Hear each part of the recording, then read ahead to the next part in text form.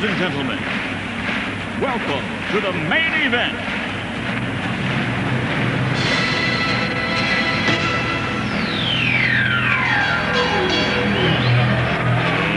Let's get ready to rumble!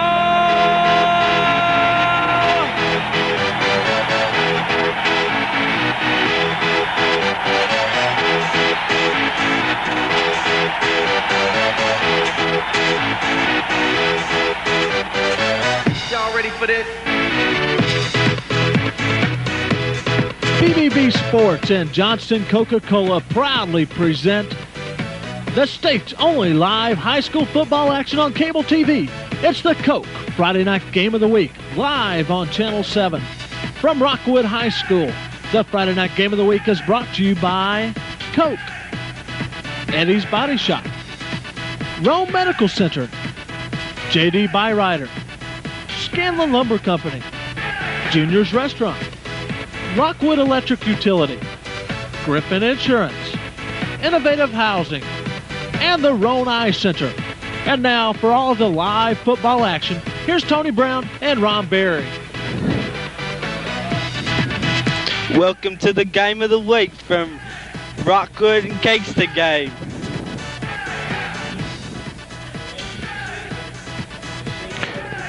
All right. We're here live. You pop the other mic up for us there, Mr. Director. Hello, welcome to the Game of the Week between Rockwood and Kingston. Well, it seems like we've got Forrest Gump. Forrest Gump is joined us right here in the studio here tonight, Tony Brown, and we'd certainly like to welcome old Forrest here. We finally got him in Roane County. We've tracked him down, and I guess he's been, he's been running all over the country from UCLA, I guess, was where we picked him up, and certainly like to welcome here to Civitan Field in Rockwood for tonight's big non-region game. But Tony Brown, tell anybody that this game doesn't count, and they haven't been in Roane County very long, because this is a game, the newspaper this morning labeled it probably best. It's bragging rights, it's pride, it's all of the above for this game here in the county tonight. We had the first one between Harriman and Kingston. Now this is the second big game between Kingston and the Rockwood Tigers, and this is certainly one that started way back in the summer. You mark it on your calendar. This is the one that you play for nothing but bragging rights, because it doesn't count in the region. Well, Tony, I tell you, this game, even with the Forrest Gumps and all of the other celebrities that are here tonight, and certainly, Tony, as you look around, lots of folks here. The Kingston side already full. We knew it would be. Rockwood side certainly filling up. And the thing is, you look around, Tony, folks that have been out of school here for many years coming back, that's the kind of ball game that you expect. That's the kind of crowd you expect for this one.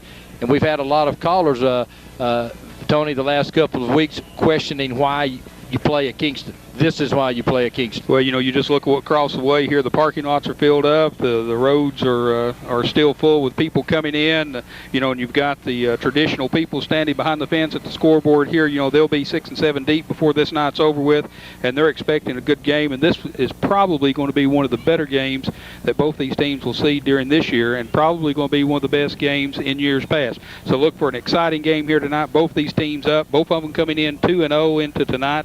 Both of them have won a region and a non-region game, so it ought to be exciting tonight for the fans and the viewers of Channel 7 and the Johnston Coca-Cola Game of the Week.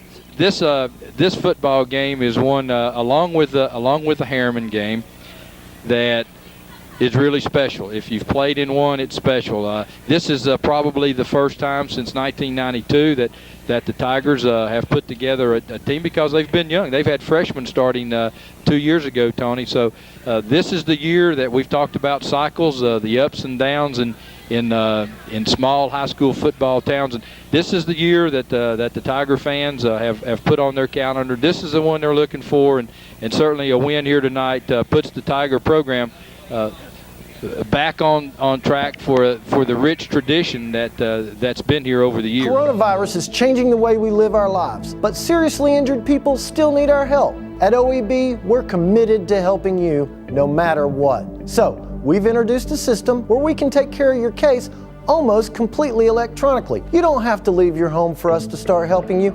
All you have to do is call. The future may feel uncertain, but we can get through it together. If you're injured, you still deserve justice. Call 546-1111. Call right now.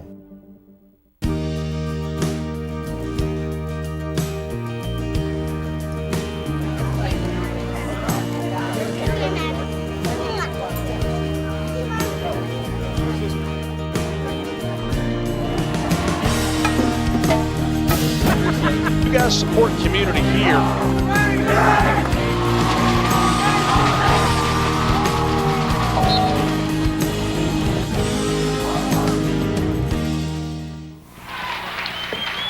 Well, welcome back, ladies and gentlemen, to the Johnson Coca-Cola pregame show for this, our second live broadcast. We're live from Rockwood at Civitan Field, where tonight the Kingston Yellow Jackets travel to Rockwood, and the Rockwood Tigers will play host to this big county game here. I'm Tony Brown, and along with Ron Berry, we'll be bringing you the play-by-play, the only cable vision system in the state of Tennessee bringing you live football coverage, and we appreciate you tuning in with us.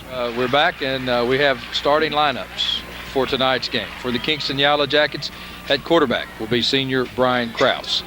At running back, it'll be sophomore Brian Sharp, and a senior Hojo. At tight end, it'll be Stephen Whitty. At the other end will be Marshall Coley. At split end will be Ryan King. Center will be Matt Pickle. The guards, Cody Hall and Travis Cantrell. The tackles, Landis Witherspoon, a junior, and Darren Bailey, a senior. Head coach, Vic King. He's assisted by Chris Johnson, Lynn Ladd, Sean McDonald, Mike Moore, Robbie Collier, Jim Lambert. Dr. Rodney McMillan is the team physician. For the Rockwood Tigers, quarterback will be senior David Collins. Running backs will be Greg Ewing, a junior, and Brandon Ashley, a junior as well. Tight end will be Jarris Butler, a senior. Split end will be Ron Fisher, a senior. The other split end will be David Like, a junior. Center will be Nick Bowling, a senior. The guards will be Wyatt Wilson, a junior, and Josh Bird, a senior. The tackles will be Jay Metcalf, a senior, and Kevin Fisher, a senior. The captains, as they made, about the captains, have you mentioned those yet? No, sir.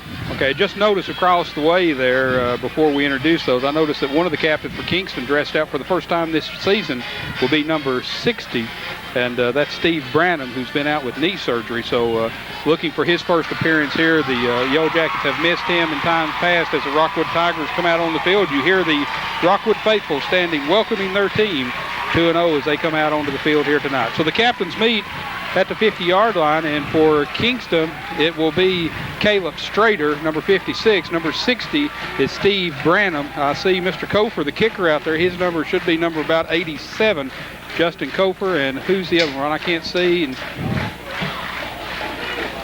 We'll get you on in just a moment. Michael Weaver, Fisher for the Tigers, along with Josh Bird. So that's how the captains are lining up, and of course both teams, both coaching staffs, both bands, both student bodies and fans from both communities standing, and for one of these it'll be a long night, Tony, because they'll be standing a lot, as both of these areas are very, very excited about this football game tonight. Okay, we're going to go to the 50-yard line now as the officials are flipping the coin. The coin flip is there, as you can see, and we're waiting for the indication from the officials.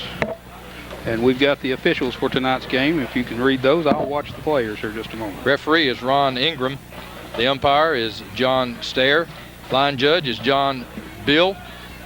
And the linesman is Tim Borum. Back judge Jeff Kidwell. And the electric clock operator Joe Weaver. Well, it looks like Kingston has won the toss, and they have decided to decline until the second half. So Rockwood will have the opportunity here, I'm sure, to go on offense first, as the officials still consulting with the captains at the 50-yard line.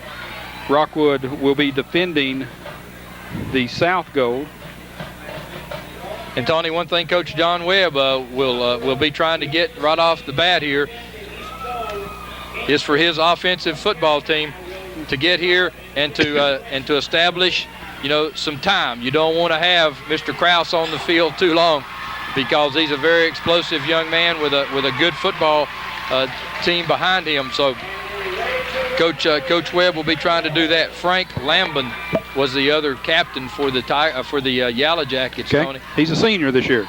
So we're just seconds away from this opening kickoff here at Civitan Field. So this is Rockwood's first home game, I believe, Rockwood's first home game. Notice had a big chili supper before the game tonight. Saw my big uncle here in attendance tonight. Drove all the way down from Lebanon. So to Bill Heidel and June, welcome back to Rome County and to Rockwood High School. Both of them graduate from the Rockwood High School. So, Tony, the young man that you mentioned, Justin Kofer, will be set as Krause, actually on the kickoff team. He'll be the safety man for the Jackets, and he really will just sort of sit back and wait as Greg Ewing will take it at the 5-yard line. Good kick there by Kofer as Brian Sharp comes around, and Rockwood's loose for some yardage here, Ron Berry. He's to the 40. Ewing's still loose, and he's going to come down to one man. No flag, and Greg Ewing will take it the distance. There are no flags down. Greg Ewing, 95 yards. Write that down. 95 yards. He took the kick from Kofer at the 5-yard line. He came down the sideline, twisted, turned him, picked him up a good block. I thought Kingston had him at about the 15, but a missed block there. He comes around, cuts back upfield again, carries it into the end zone for the first score here. First play as we have the replay. Tony, you'll see a good cut by Greg Ewing, and then you'll see a great block downfield on the safety valve. Now, keep in mind that Krause is sitting back here. Actually, Tony, he caught the ball at the goal line. At the goal line there, and let's see how long they give him. 2-3. Now watch the cutback. There's the cutback. Good job right there at the 35. Now the blocker's down the field. You see the green wave. Now watch the block. Right there, you see Krause on the ground, and then Ewing taking it the rest of the way. Okay. The point after is good, and the Tigers are up 7-0. Now, I guess that's the flip side of deferring to the second half. I guess so. Okay, with 11:42 remaining in the first quarter, it's Rockwood 7, Kingston 0. Let's cut away for 30 seconds. We'll be right back. At OEB, we're committed to helping people who get injured. With the outbreak of the coronavirus, we understand you might be afraid to leave your home to get legal help. We want you to know that at OEB, we can get you your help by just picking up the phone. We can take care of almost every aspect of your case electronically so you don't have to leave your house. The future may feel uncertain, but we can get through it together. Injured? You still deserve justice. Call 546-1111. Call today. And we're back again as who's kicking? Greg Ewing, maybe? Yes. As he's preparing to kick off, if he's able to, after he just run like a 95-yard kickoff return, Tony, to put Rockwood on the board 7-0. Keep in mind now the first kickoff of the year against Harriman. Harriman almost run the kickoff back. Kicking game was vital in that one. Back deep for Kingston will be Ryan King, number 11, who will field the ball, and he ran one back against Fulton last week, Ron Berry. Well, you got to watch for the same kind of explosiveness. David Locke on the tackle there of Ryan King as King brings it out past the 20. They'll mark the ball at the 24-yard line where Brian Krause will bring his Kingston Yellow Jacket to the line, being down 7-0 by shocked Kingston fans here. Tony, we talked a little bit Wednesday night about the fact that both of these coaches were trying to, the thing you got to emphasize is if you let a quick turnover or two get you, you got to stay in the football game. And I'm sure that Krause is senior. He's not phased now. He's going to go to work and do the things that the Yellow Jackets do and do well. Hojo on a big opening up through the middle of the line, and Hojo pick up about 3 as it really closed quickly. Looked like he had a lot of running room, but Fisher came up and plugged the hole. Well, Fisher does a great job there. You can look for him, look for us to call his name several times tonight. Krause goes to the sideline, getting the play selection, comes back to the huddle as Rockwood, they're in a 4-man front. Well, King split wide to the right for the Jackets. Coley out to the left. And again, Hojo. Good running room by Hojo. Delay. Good block, good cutback by Hojo. So Hojo, after a missed tackle, gets it all the way out to about the 48-yard line. So Hojo coming out with a big run on a quick opener, and Reggie Chapman's limping off for the Tigers, as looked like he perhaps might have just gotten a shoulder. Looked like he was limping at first, but it's a shoulder. So Reggie Chapman being taken care of by Dr. Tom Evans. Hey, Tom Evans been on the sideline for many a year here for the Rockwood Tigers. Does a great job. This time they'll give it to the up back. Let's see who that is. Number 6, Brian Sharp, sophomore. And he'll get it out a gain of about 2 yards. Call it 2nd down and 8. Still 10-18 left after the electrifying 95-yard kickoff return by Greg Ewing to open things up here at Civitan Field. Tigers 7, Yellow Jackets nothing, as Krause has his team in the eye. They'll give it to Sharp up the middle. Good running room goes Brian Sharp out to the 40-yard line of the Tigers. Another first down for the Jackets. Rhonda, here's a good indication of the Yellow Jackets' attitude toward football. Come back in, they're down early. Heads up play, they just keep driving, trying to pick up the first downs, trying to nullify that opening run back. Rockwood will need to stop them here to make sure that the momentum stays toward the Tigers. Hojo is going to get hit in the backfield at the 45-yard line as he gets a handoff from Krause. And it's still a senior, 175 pounds, 6-footer.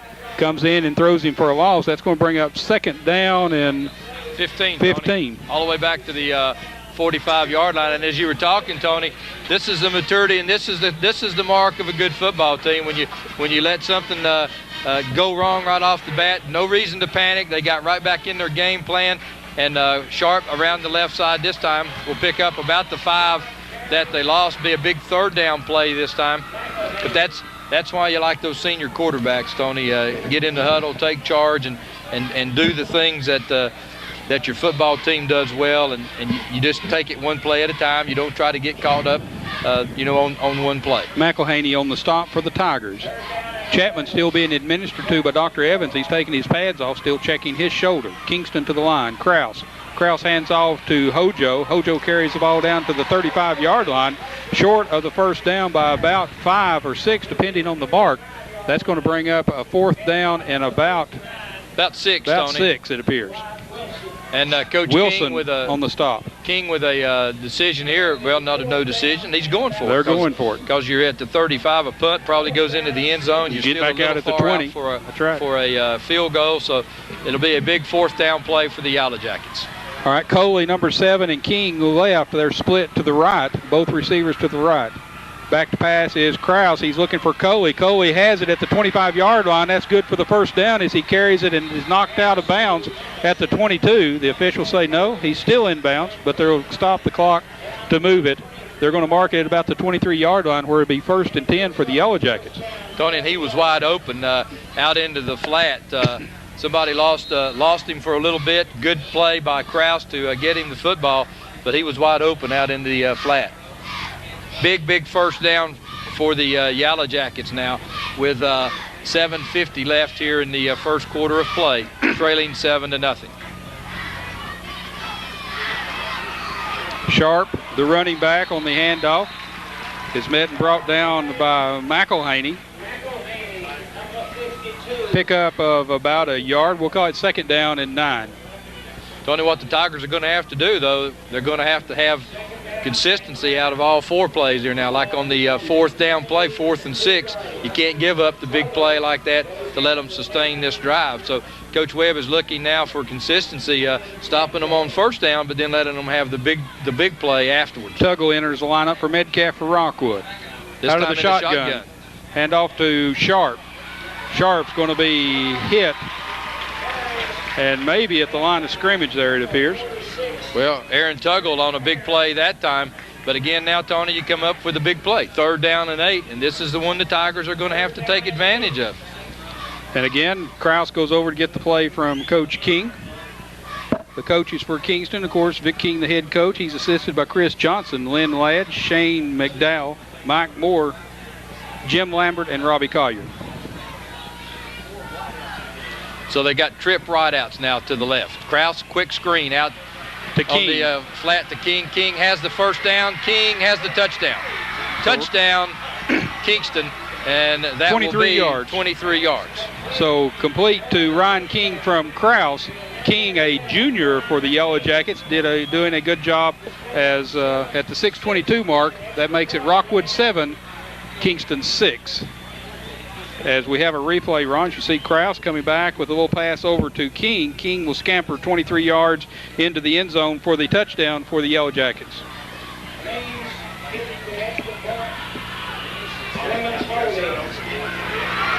The kick is up. The kick is good as Koper comes in for the kicking duties. So we're tied at 7-7 with 6:22 remaining first quarter. We'll be right back after these words.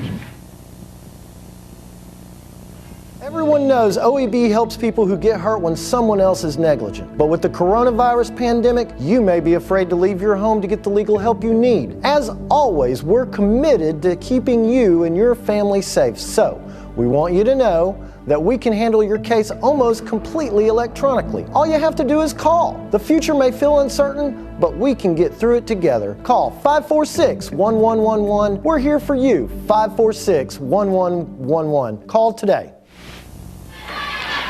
And we're back again at Civitan Field in Rockwood for the Coke Game of the Week. We're tied 7-all, 6:22 first quarter of action as Ryan King just scampered 23 yards for the Yellow Jacket touchdown.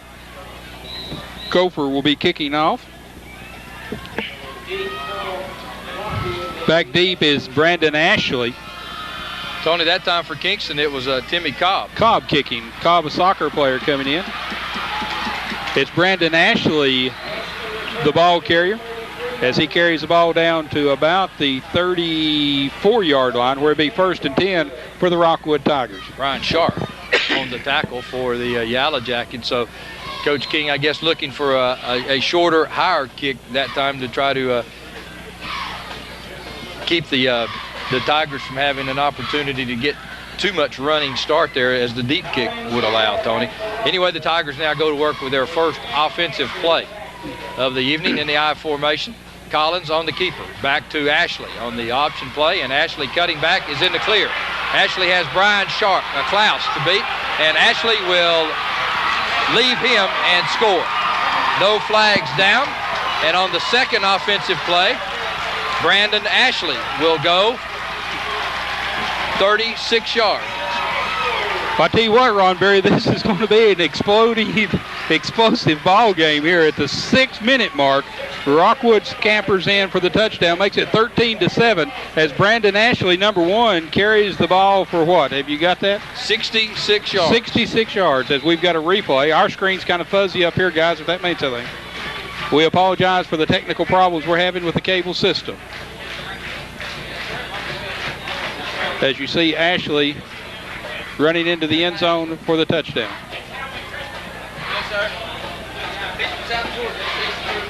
So, Tony, as you said, an explosive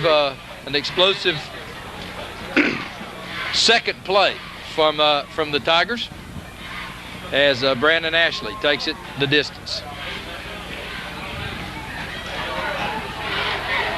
Okay, again, we apologize for the problems. We're trying to get that straightened out to see where it's coming from. Mentioned that earlier, if you'll remember there, Mr. Director. So we're waiting for the Rockwood team to come over as we'd remind everyone that we'll be replaying this ball game Tuesday night in its entirety at 7:30. So if you want to tune in, if you miss something here, we guarantee it'll be just a little bit sharper on the replay. So Rockwood lining up for the extra point attempt. They lead 13-7. Greg Ewing out of the hold of Mr. Collins. We'll try it. And Tony, these extra points in a game like this going to mean a lot, aren't they? Really, really big. He puts it up and through. So we're tied, or we're not tied. Rockwood's ahead 14-7 with 6 minutes left to go, Ron, after their first 2 2 plays on offense, they've scored both times they've handled the ball in the first play. So let's go back and take a commercial break. We'll be back with more live football action here in just a moment.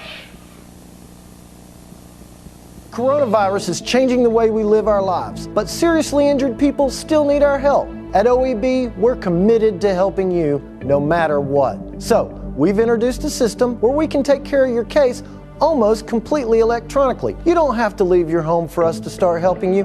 All you have to do is call. The future may feel uncertain, but we can get through it together. If you're injured, you still deserve justice. Call 546-1111. Call right now. The insurance companies in the...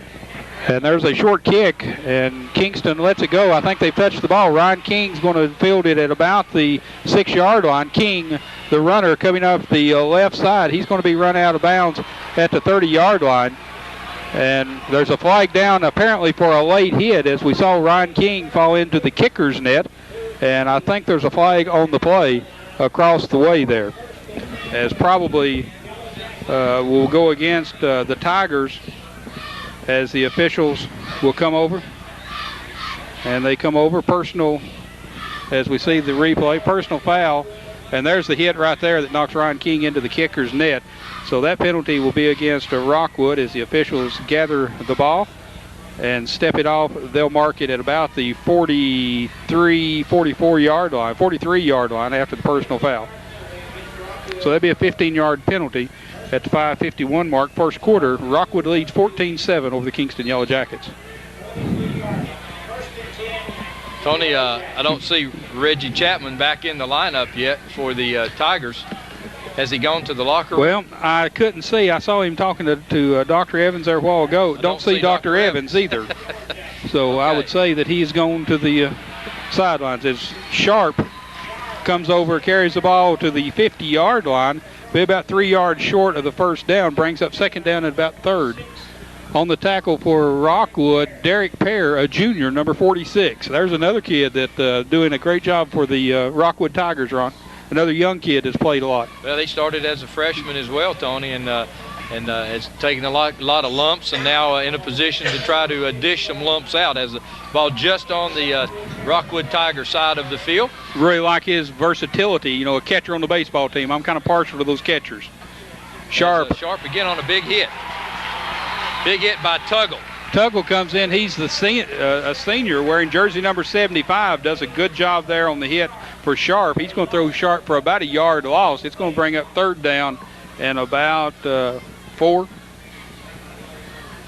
That's the second big play for Tuggle now tonight defensively, and also at a defensive end position that time, Reuben Reynolds waiting in the wings. But another big play for the Tigers on third down. They've had Kingston in several big third down situations here tonight already, Tony, and so far the Yellow Jackets have been able to overcome. As Hojo. Again, it'll be a first down run by Hojo. He get it all the way down to about the 38-yard line of the Tigers, and again, Kingston comes out with a big third down play. Looking across the way at the Tiger den there, I think I saw Mr. Chapman going, the father Chapman going into the dressing room there a while ago. So 1st and 10 for Vic King's Yellow Jackets with 4:21 left, first quarter of play, 14-7. Tigers out front. Kraus faking, looking to throw. Trying to set a screen up, he'll throw it away. Good play that time as Fisher was applying a lot of pressure, and Tuggle had gone out into the flat where they were trying to find a Sharp was the intended receiver. Kraus doing a good job throwing it into the ground. Well, they had 2 wideouts over to the right side trying to fake the defense off of the Tigers, but nothing doing. Second down and 10, 4:09 remaining. Rockwood leading 14-7. Again, they got 2 split outs over here in King and Coley. Back to pass is Kraus. He's looking for Coley, goes deep, and it's going to be intercepted by Brandon Ashley at about the 20-yard line. Ashley's loose. He's got some blockers. Marshall Coley is going to run him down from behind. Tony, that ball was thrown just a little behind and a little high. Ashley sitting back, waiting, made the interception first, then took off. A lot of green shirts in front of him. And Coley, with a good tackle, chased him down the sideline. as you'll see out of the I formation. This is a replay.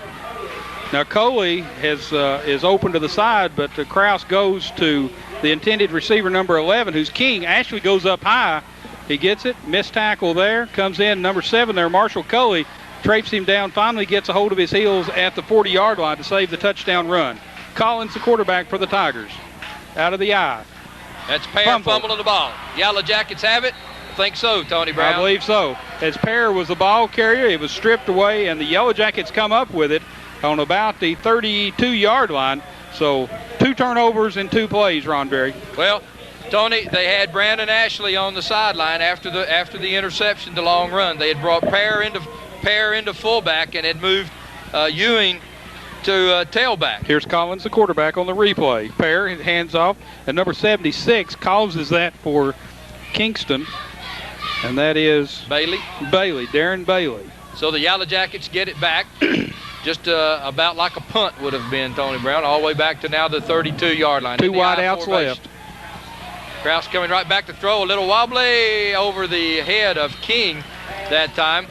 Well, I tell you what, Kraus had a lot of time that time, and King had good position. Greg Ewing had collided with another player over there, or he'd been in possession to intercept that ball, Ron Berry.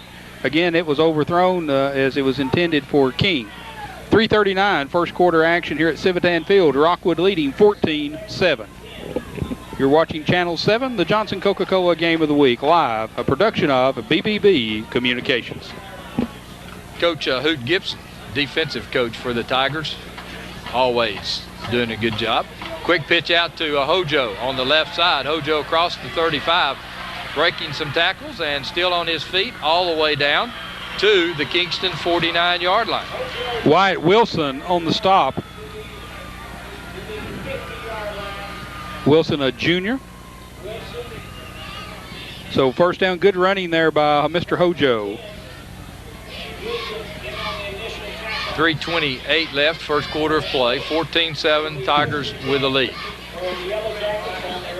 And the Yellow Jackets will send out wide to the right. Ryan King, Marshall Coley in the slot. I formation, Kraus back to pass. Looking out into the flat now, going deep. Long pass to King, he's there. Pass overthrown. Well, Kraus was almost hit there as somebody was coming across the right side there, Ron, almost untouched. And I believe that was Kevin Fisher who was sneaking across the way there. And if Kraus hadn't got that ball away, he was fixing to get waylaid as Fisher was untouched. He laid it out about 50 yards, Tony. King just couldn't quite run under it. So it's going to be second down and 10 for the Yellow Jackets. Coach King really likes to throw those long passes there. So look for that play again, Ron. Well, and look for him now, though, to come back, Tony, and perhaps hit the slot man or hit one across the middle. Coming into the ball game will be Ben Alley. As this time they give it up the middle and a big running room. Brian Sharp, good job. He literally tries to run over Ewing out there, and so it'll get it all the way back down to the Tiger 33-yard line. Big run that time by Brian Sharp.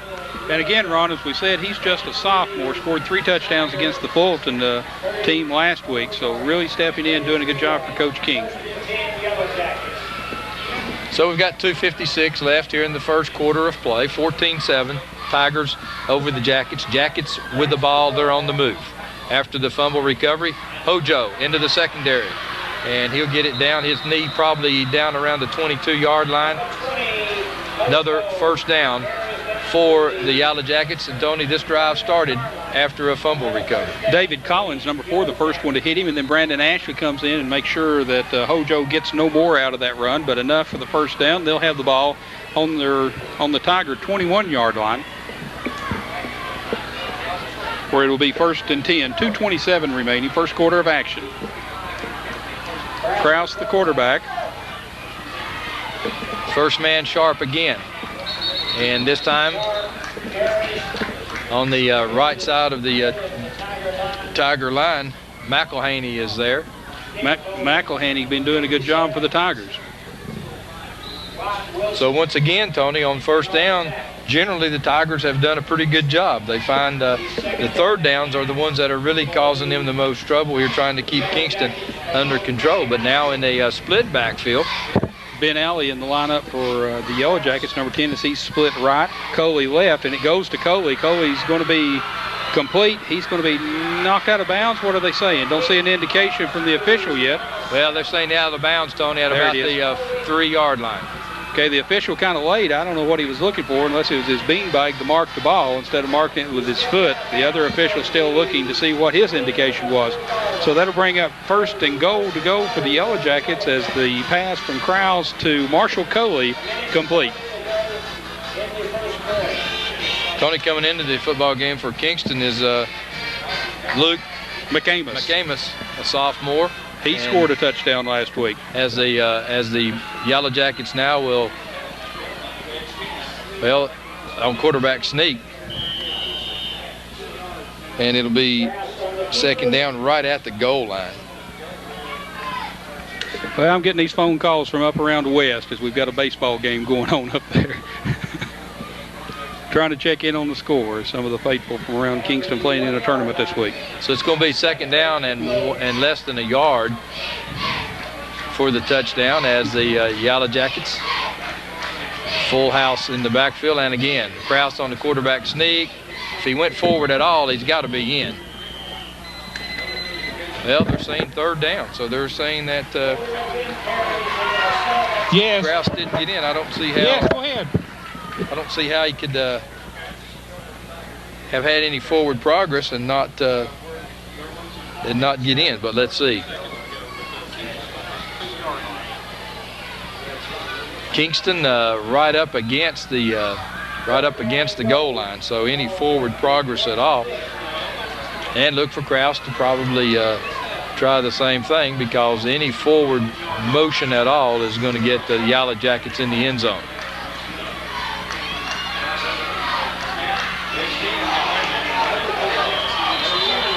There's the signal. Touchdown, Yellow Jackets.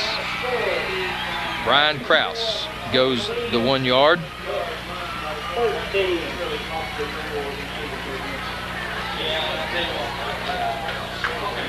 And the Yellow Jackets with 12 seconds left here in the first quarter of play come within 1, and Justin Kofer will, out of the hole of Dion Clemens, will try to tie this football game up. Dylan Clemens, the holder, got a brother playing up at UT, Ron. And Tony, that was a great drive by the Yellow Jackets that time on the fumble recovery, taking it down the field. It was on about the 32, 33-yard line of the Yellow Jackets, and kick is up, and the kick is good. So we're tied now with 12 seconds remaining in the first quarter of action, 14-all. Ron, let's take another commercial break. We'll be back for the kickoff with 12 seconds remaining after telling you once again the score. Rockwood 14, Kingston 14. At OEB, we're committed to helping people who get injured. With the outbreak of the coronavirus, we understand you might be afraid to leave your home to get legal help. We want you to know that at OEB, we can get you your help by just picking up the phone. We can take care of almost every aspect of your case electronically, so you don't have to leave your house. The future may feel uncertain, but we can get through it together. Injured? You still deserve justice. Call 546-1111. Call today. The score is tied at 14 apiece with 12 seconds left here in the first quarter of play. Timmy Cobb will do the kicking for the Yellow Jackets. It's a high kick, and it will come down to Michael Weaver. Weaver at the 25, Weaver out to the 30, to about the 31-yard line. So the senior will have it for the Tigers, 1st and 10 with 6 seconds left here in the first quarter of play. And we may not get another play off here in the first quarter as the official cranks her up. So the clock will not start. Well, I think they ruled it was out of bounds, I think. So they'll get this one off. In the I formation, David Collins, the senior quarterback. Brandon Ashley at tailback. Ashley this time will be held at the line of scrimmage, no gain, as there for the Yellow Jackets was Caleb Strahler. And that'll be the end of the first quarter of action, Ron, as the whistles have sounded. We're tied at 14-all. We'll be right back.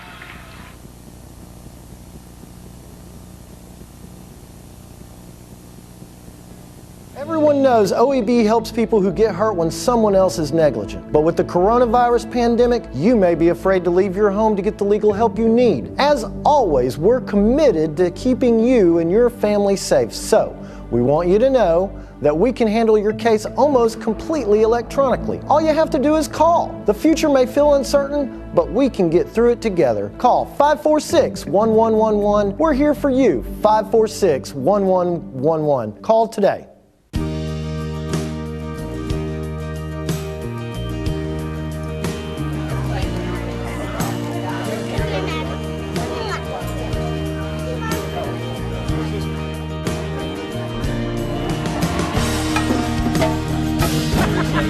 Support community here.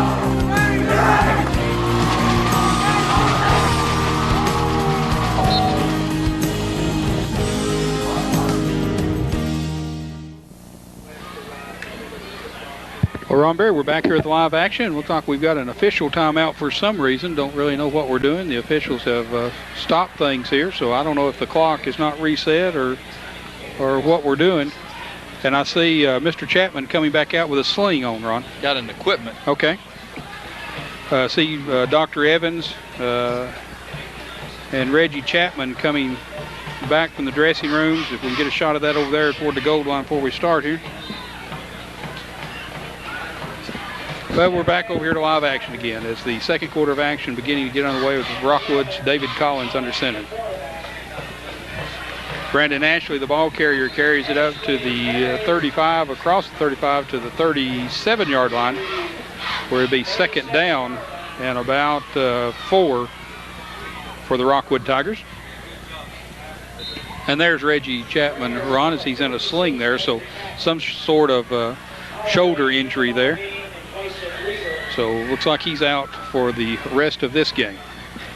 Well, a big third down play for the Tigers, Tony, as Michael Light split out wide to the left. Holloway to the right. Collins on the screen. A good screen set up as Greg Ewing has the football, and Greg Ewing still on his feet. And Greg will get it all the way down to the Yellow Jacket 43-yard line. Great call that time, and the Tigers execute it perfectly. Greg Ewing with lots of running room. Big first down for the Tigers. Sean Settles, number 15, on the stop for the Yellow Jackets.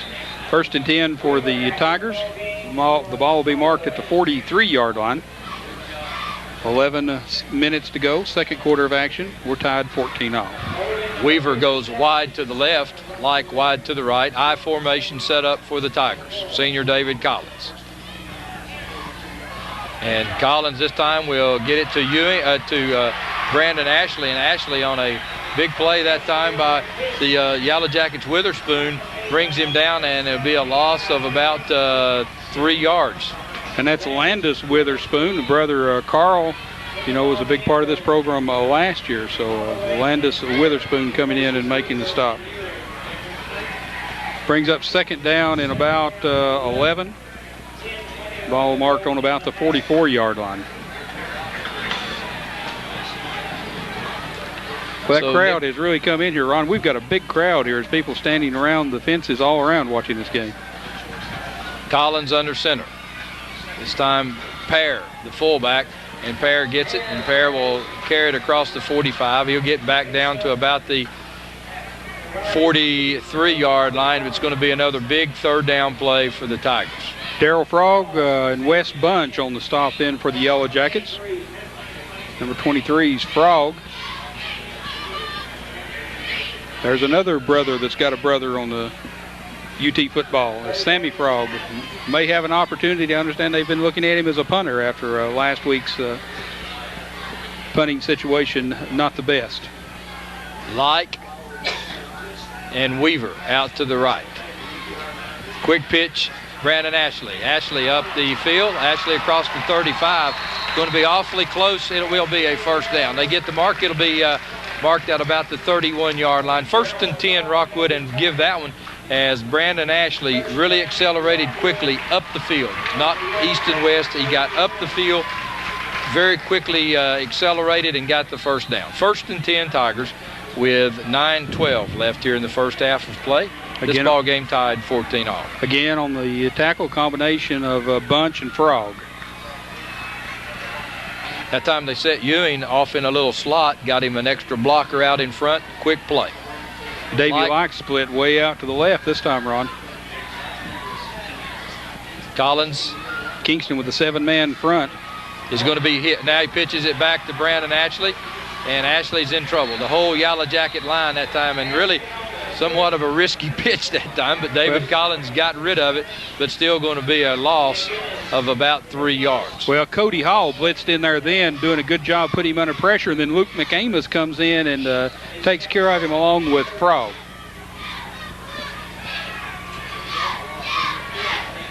That brings up 2nd down and about 12. Weaver in for Michael Like as Reuben Reynolds, the tight end. Weaver coming wide to the right. Fisher lining up as the split end. I formation again. Collins, quick look, has him there. And good job there. Making the catch, it will be Jarris Butler. So big play that time by senior David Collins to senior Jarris Butler. On the stop for the Jackets is Stephen Whittier, Jr. 1st and 10 for the Tigers as the sticks are moved and the clock is stopped. And the ball is marked on the 20, let's call it the 22-yard line of the Jackets. Nick Holloway entering the lineup for the Tigers. So this time you got Light coming wide to the right. Jarris will be the tight end, Butler, and it'll be Holloway split way out to the left. Yellow Jackets stunning on defense, and they stunt right into the Tigers' play call as Ewing trying to go up the middle, but the Jackets are right there. And that's Hall on the stop, along with Travis Cantrell. So that time the right defensive call for the Yellow Jackets. And it'll be 2nd down and 10. And once again, Tony, 1st down play. The Yellow Jackets have had the Tigers' number here about the last 4 or 5 plays. They've had them in 2nd down and 12, 2nd down and 13, 2nd down and now 10. Yep. So we'll see what kind of play they come out with and what kind of defensive action the Yellow Jackets go into. Back to pass, it's Collins under pressure on the keeper, comes back, and he's going to be thrown for a loss as Frog comes down and puts a hit on him along with Luke McAmus. Well, that time, Tony, Collins got to the end and probably didn't get a good read there as the play developed. Brandon Ashley, the trail man, looked like that he might have had a little running room out on the end. But, you know, it's hard to make. That's a quick decision that you got to make. And Collins got it, thought he, as he turned it up the field, had some running room. They closed quickly. Good play for the Yellow Jackets. It'll be 3rd down. And as you say, 8 yards to go. 6:09 left in the first half. 14-all our score. 4-down territory as the Yellow Jackets move. A little movement there by the Jackets. So that's a good way to get 5 yards of it back on when you got 3rd down and 8 to make it 3rd down and about 3. Big difference. Sure is. And it opens up a lot on the play selection. Well, it changes that play selection a whole lot too. Kind of takes some of that pressure off. So a little mental error there by the Yellow Jackets to the advantage of the Tigers. Last time, Tony, in this situation, they lined Ewing up in a little slot and came real quick with Brandon Ashley over the right side. This time, though, they stay in the I formation. Collins, quick pitch, this time to Brandon Ashley. Oh, he's got him some running blockers. room. He's got it. He's down inside the 5-yard line. Running hard goes Brandon Ashley, and he'll get it down to about the 3-yard line. And Sean Settles comes in and makes the tackle, stopping the touchdown run by Ashley. Derek Pear now will go in at fullback, and as the Tigers get their goal line offensive unit in, Tony, as Brandon Ashley coming out. So Pear and Ewing will wind up in a wide backfield now behind David Collins. Collins, quick pitch it back to Ewing, and Ewing will go in for the touchdown. Well, Ewing had the Kingston players just absolutely faked off then. I think they thought that Collins still had the ball as he scampered around the right side, untouched, as he carried it into the end zone for the Rockwood touchdown. And here's a replay. As you see Collins under center, he comes in, fakes it, pitches back. Missed tackle there, and he carries it into the end zone for the 2-yard touchdown. It's Ewing, number 10. Well, you have to respect Pear on that little dive play too, Tony, because he has the ability to take it in. Sure. But it looked like he was open too. Just as Kingston drove it down the field, now the Tigers come back. And Tony, the big thing about it, look at the time that was consumed in that drive. So it will be Greg Ewing now trying to get the kicking shoe on, as Collins will be trying to get the hold, and there's the flag for too much time.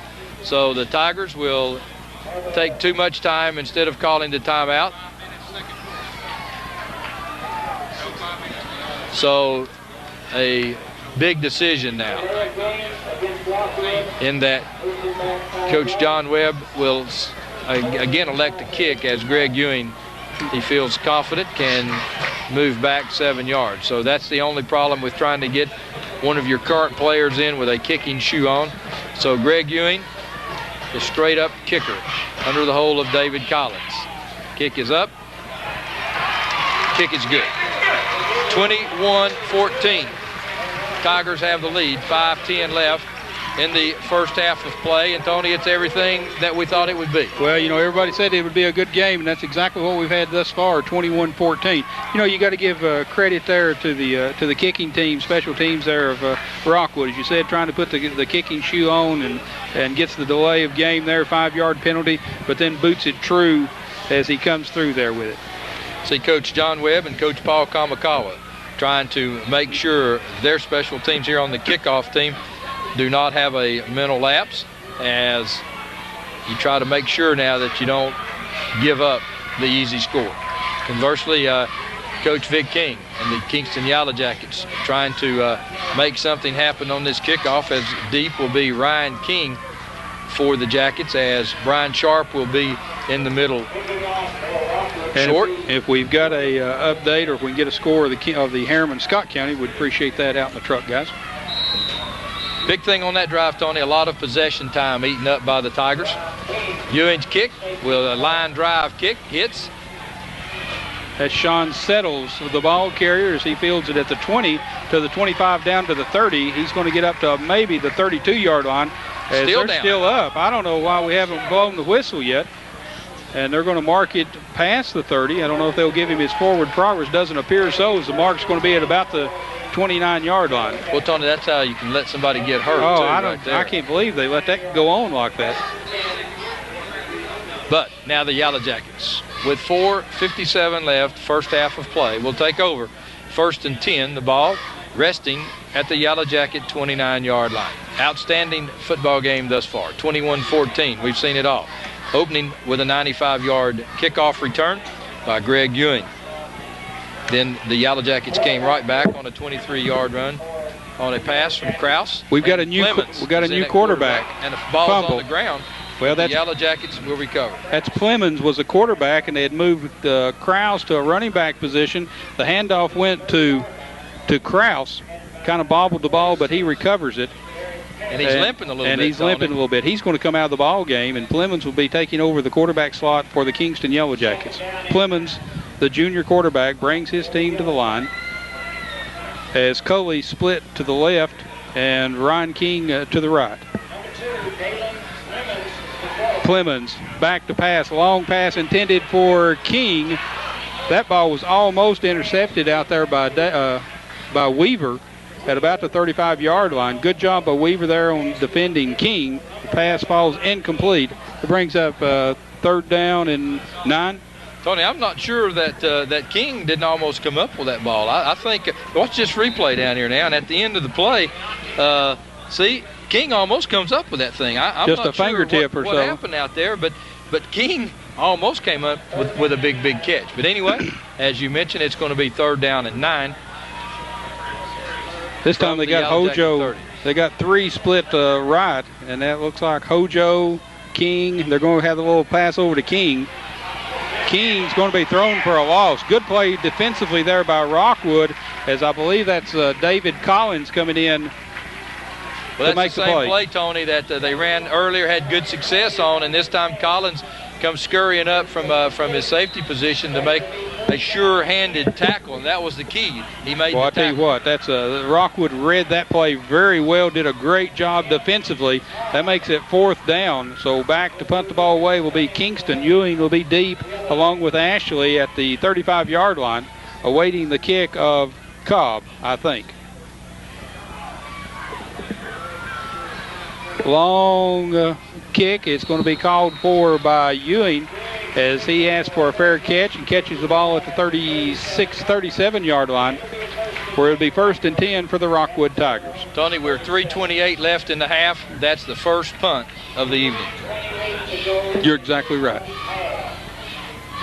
Well, you keep up with them things. You're right. That shows what kind of ball game this has been.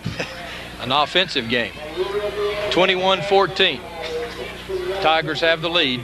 They have the ball now at the 37-yard line, and this is where Coach John Webb, Tony, would love for them to just grind it out, take it into halftime. Well, we'll see what kind of play selection he has. Going to keep. Collins is going to keep it. Gets loose, Tony, but they had him in the backfield that time. Darren Bailey had him and couldn't wrap him up in the backfield, but instead he comes in and picks up about 8 yards. Going to be 2nd down and 2 as Darrell Frog, number 23, finally brings him down at about the 45-yard line. Tony, that's the difference in 2nd down and 9 than 2nd down and 2. That's right. Again, play selection. And again, running some of the clock off with 2:57, staying on the ground again. Handoff goes to Ewing. Ewing comes up to the 47-yard line, where he's met by the interior of the Yellow Jacket line. Well, it looks like on the play there was Cody Hall, Tony, for the Yellow Jackets, but it's going to be 1st down. And again, 2:43 left in the half. Look for Coach Webb right now to keep it on the ground. Try to get his players to stay in bounds, get as far down the field as you can. If you score, great. Darrell Frog in on the play also then, wearing jersey number 23. Ewing, Brandon Ashley in the eye. Ashley up the middle, big hole. Gets it all the way down to the Kingston 42-yard line, where once again, Brandon Ashley just on a quick opener, just busting through the front in the center as Strahler on the tackle for the Jackets. But again, Tony, very close to a 1st down. Caleb Strader, the senior, also being helped by Luke McAmus, a sophomore. 2nd and less than 1. Look for Collins maybe to just keep it and try to get the 1st down. 2 minutes remaining in the 2nd quarter. Going back to pass. Pass is intercepted by Luke McAmus of Kingston. Luke has got him some running room. He's still loose. He's still going. He's going to score. Luke McAmus carries the ball to the 20, 15, 10, 5 into for the touchdown for the Yellow Jackets on an interception with 1:41 remaining. 2nd quarter of action here at Civitan Field as Luke McAmus, the sophomore, intercepts and carries it into the end zone. Our score now, Rockwood 21, Kingston 20. So Ron Berry, an offensive battle here all the way for both of these fine teams. Well, Tony, 141 playing here. Second, I thought we may see Collins on a quarterback sneak instead. With 2 minutes to go, look here at McAmus. Now watch this block here. Good move there. 1, block. 2, 3. And here he's going to the races. So he carries it in. Good job. Well, it's a 40.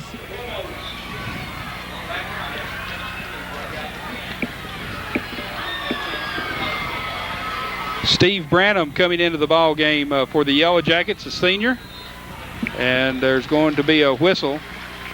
And let's see, I'll say it's delay of game against the Yellow Jackets. They were having problems getting some substitutions in as Kofer preparing to kick under the hold of Dylan Plemons. So the officials will mark it off and we'll try again. Now this is a big extra point right here, Ron. So Kofer. Well, it really is, Tony, but the big play was the 2nd and 2. Kofer's kick is good, so we're tied just like that. And turnovers a big key in this ball game thus far.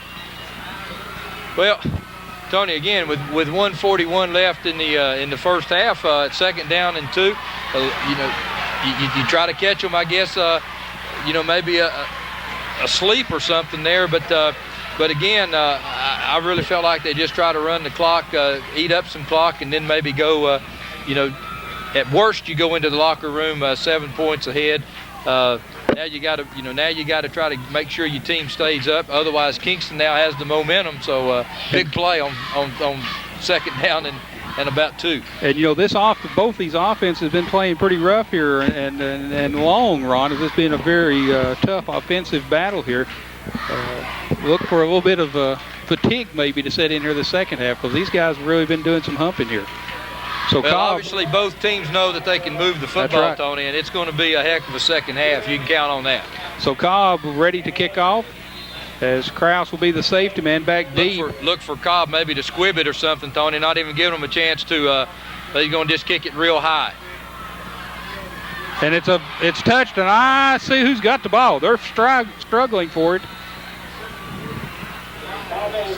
Well, if the Tigers get it, they're lucky, Tony, because there were a lot of orange shirts down there. One of the up men fielded the ball and couldn't get a good handle on it. As you said, it was a short kick. Looks like Rockwood will keep the ball. And they say that, according to Maurice, that Wilson has come up with it for the Tigers. So it'll be 1st and 10 at their own 30-yard line with 1 minute 36 seconds left in the first half of action. We're tied 21-all. Well, it hit Wilson on the shoulder pads, Tony, as it didn't look like they were in unison back there of who was going to take the kick, so it hit off of him and he was able to get the football back. Heads-up play. So Collins, the quarterback, is handoff to Ewing. Ewing carries it across the center of the line. Up the middle, he's going to pick up 2 or 3. And on the tackle is Caleb Strader, the senior, number 56.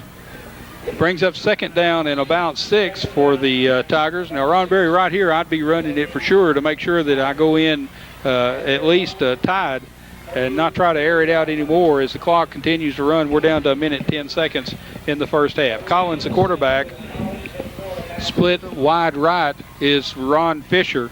Handoff on the keeper, pitch back to Ashley. Ashley is going to be ridden down in the backfield by Luke McAmus, number 47. The Rockwood faithful thought they saw a little bit of a face mask there. No flag.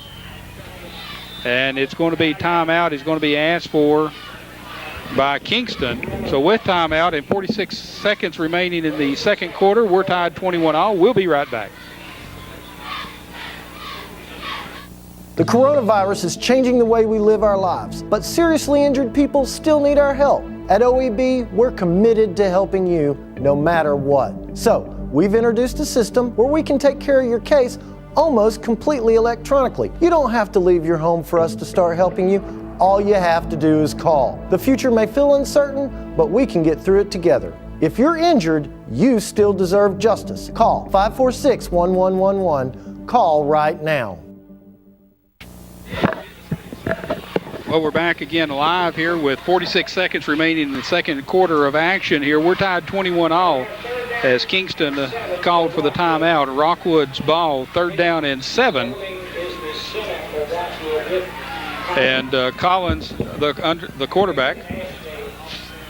And there's a flag on the play as Kingston's going to be guilty of offsides on the illegal procedures. There'll be a 5-yard penalty assessed, and that'll bring up 3rd down and 2. A dead ball foul, as the officials indicate, as you see on our screen. The ball is marked off and carried down to the 38-yard line. 3rd down and 2, 46 seconds remaining. Steele entering the lineup, number 2, replacing Reynolds for the Tigers. Ashley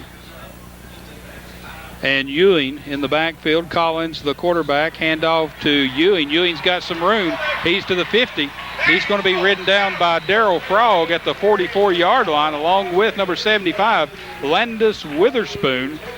38 seconds remaining as we'll move the sticks, start the clock again to be 1st and 10 for the Tigers as they try to get into a hurry-up offense here. Now they're calling timeout. So with timeout, 34 seconds remaining, we're tied 21. We'll be right back. I was out with some friends. Nothing crazy. I was just out for some dinner. The pain was excruciating. It was like someone poured liquid hot magma into my mouth. That pizza was way too hot. I couldn't even enjoy my leftovers. Somebody's got to pay. If you've been injured, call us and let us turn your wreck into a check.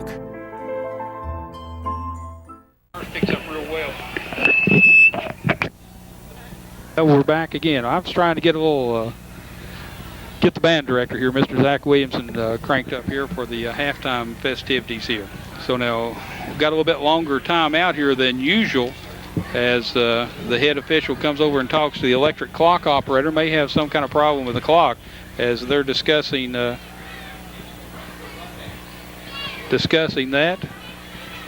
So let's see what it is, as the official now goes over and talks to Coach Kamikawa, looking for Coach Webb. There he is. So don't really know what this is about unless there's a malfunction in the clock, and don't know.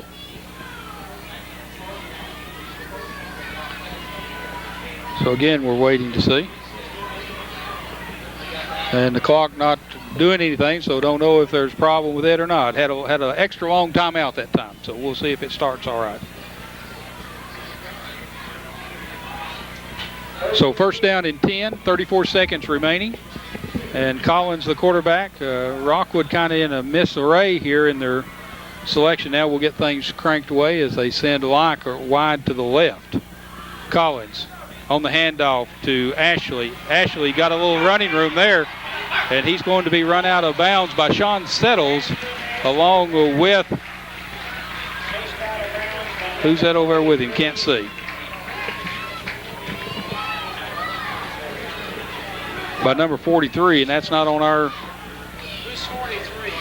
lineup, so we'll check see who it is. The Yellow Jackets were lining up to come really on a strong blitz, and once Ewing, once Brandon Ashley broke that one tackle, he had a lot of running room and got out of bounds. So again, we've got official timeout here. Again, something's they've called one real long timeout. Still don't know what that one was for. This one's for an equipment adjustment. They're ready to go. We've got the clock set at 25 seconds. First and 10 for the Tigers, as Collins comes from the sideline after conferring with Coach John Webb. Collins under center on the handoff to Ewing. Ewing twisting, turning, carries the ball down inside the 15 to about the 10-yard line with 15 seconds to go. And I'm sure that Rockwood will want to call timeout, and indeed they do. Timeout Rockwood, 15 seconds to go as they carry it for another first down, as the ball will mark right at the 10-yard line, Ron Berry. And we'll keep it right here with this for this last exciting 15 seconds of this first half of play. Well, Tony, 15 seconds left, and I don't think any timeouts left. So Coach John Webb probably has perhaps two shots into the end zone via the air. Well, look for him to throw over here to the short side, maybe, to try to pick him up some quick yardage here. What about his field goal team? Well, you're talking, Tony, if you don't get any closer than you are right now, the ball is right at the 10-yard line. That's a 27-yard field goal. Ewing, you'd give it a shot. I mean, but you got to stop the clock. Yeah. So you've either got to make sure that even on a pass play, they've either got to get a first down, or you've got to get out of bounds, or you got to get in the end zone. So he could probably get two passes, because they're probably going to be fairly quick. The Yellow Jackets are probably really going to come at you. We got out here to the right now, we've got Allen Steele and Fisher. Three-man front for Kingston. Back to pass is Collins. Collins looking, can't get it off. Steve Branham really pressed him. Oh, that's it. Over now, because you're not going to get anything. Okay, being pressured big by Steve Branham and Landis Witherspoon coming back, and they've got 2 seconds, 3 seconds. The worst thing that could happen is that exactly that, Tony. You get in a position to where you can't stop the clock at all. So the Tigers gave it a good shot. They got down here 21-21, moved the ball down the field, just run out of time. So at the end of one half of play, we'll tell you the score's all tied, 21 apiece. And we'll also tell you, Ron, that we're going to try to show you some of the Kingston band, as the Rockwood band will not be performing here at halftime. And in just a moment, we're going to go with Zach Williamson. I think that we've got him. If we'll pipe up this other microphone over here for us in the bus. Okay, so we're going to see. We're about ready to go here.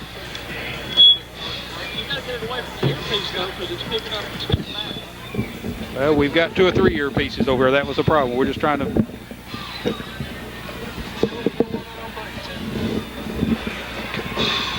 Okay. A very exciting ball game thus far. We're tied 21-all at Civitan Field here, as we will be entertained at halftime by the Kingston Marching Band under the direction of Mr. Zach Williamson. I have no idea what that is. And again, we want to apologize for the technical problems that we're having with our system. We're trying to get that straightened up for you. But again, we would invite you to tune in Tuesday night for a replay of this ball game at 7:30 on Channel 7. A Comcast cable system, and we really appreciate the fine folks at Comcast. Again, we're waiting for the Roane County High School band to come out onto the field. And here we go.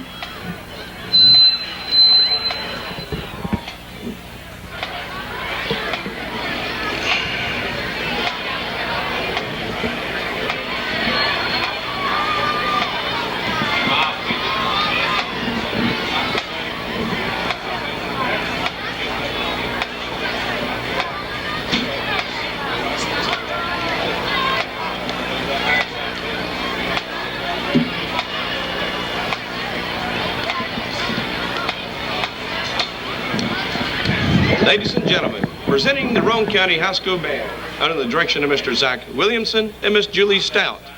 The band is under the field direction of Miss Heather Burr. Our band officers are Mr. Jason Dooley, Captain, Mr. Colin Gerberding, Lieutenant, and Mr. Robert Sled, Sergeant. Auxiliary captains are Miss Brooke Wright and Miss Cecily Shrout. Our majorette is Miss Laura Bowen. And now, the Roane County High School Marching Band.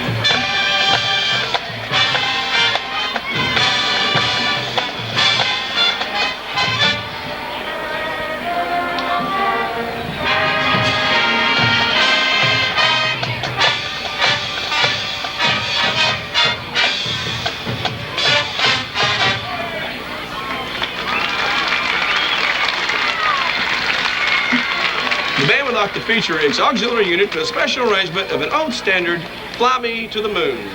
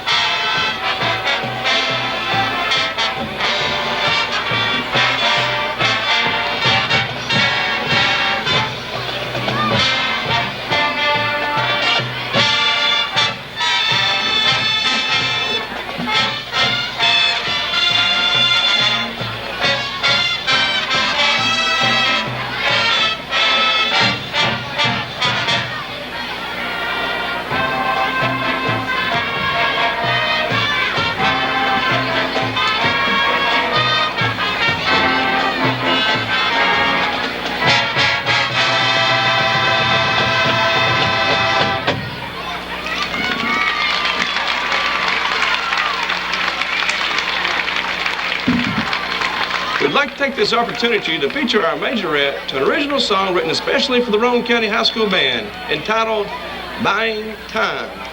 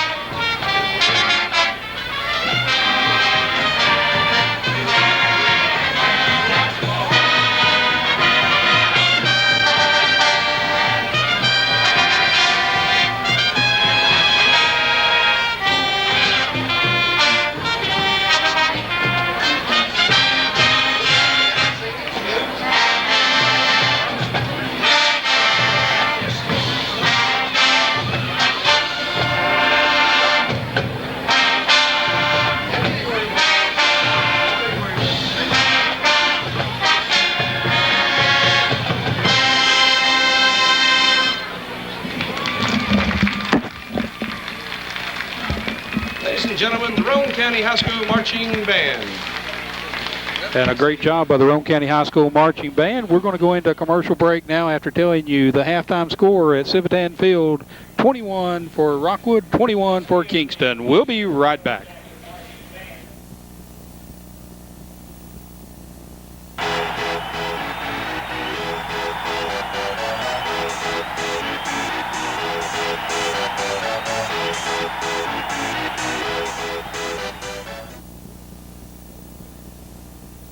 Well, the damage doesn't look too bad. This check should cover the repairs. Oh, okay. Also, you're not covered for a rental vehicle, but we gave you an allowance so that you can get to and from and pick up your vehicle. How's that sound? Sure. Great, fantastic. If you could sign right here, and then you can get on with your life. A smiling cheater is still a cheater. If you want all your money, better call OEB Law and turn your wreck into a check. At OEB, we're committed to keeping you and your family safe. With the outbreak of the coronavirus, we understand you might be afraid to leave your house to get legal help. Now you don't have to. We can handle almost every aspect of your case electronically. Call 546-1111.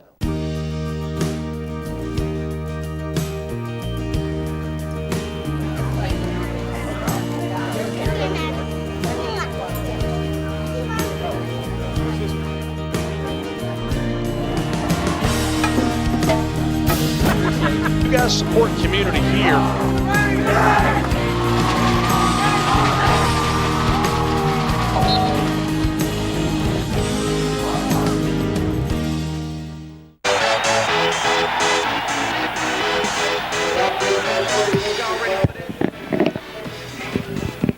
Well, Ron Berry, you couldn't ask for a better first half of football here at the Civitan Field. We're tied 21-all, and two big powerhouse teams from Roane County this year. Well, two good-looking football teams, Tony, and after all the dust settled and all of the big plays, we're tied at 21. This walk down, and a lot of folks in the stands, Tony, still buzzing.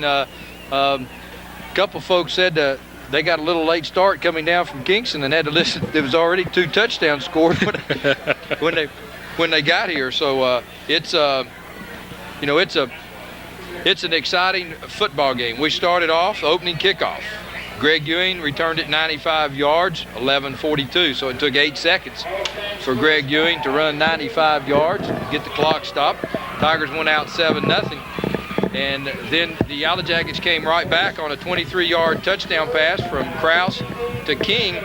That tied it at 6:22 to go at 7-all. And then Ashley came right back on a 66-yard touchdown run for the Tigers with 6 minutes left, 14-7. And then a 1-yard touchdown run by Krause with 12 seconds left in the first quarter, tied it at all, 14-14.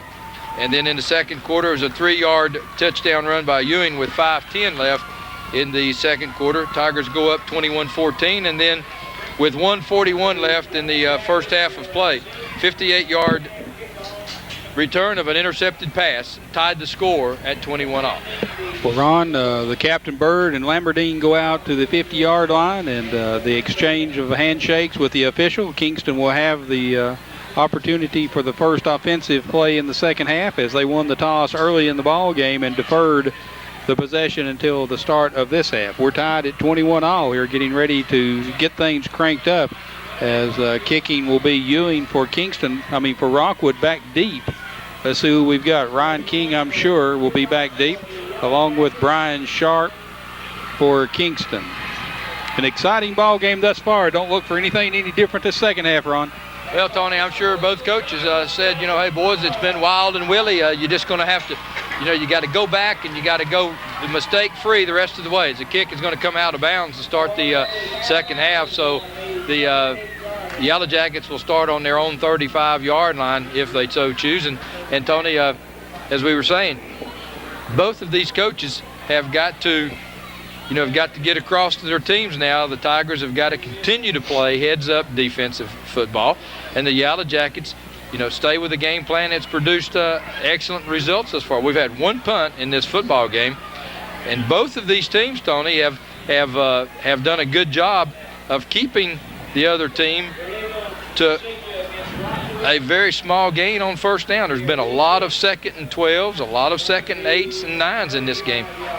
So Kingston has elected to penalize the Tigers and have them re-kick it. So they think that they can get beyond the 35-yard line. So they'll be kicking from the 35-yard line. Again, it will be Ewing teeing the ball up, and King still deep. And this time he's at about the 15, 17-yard line, somewhere thereabout.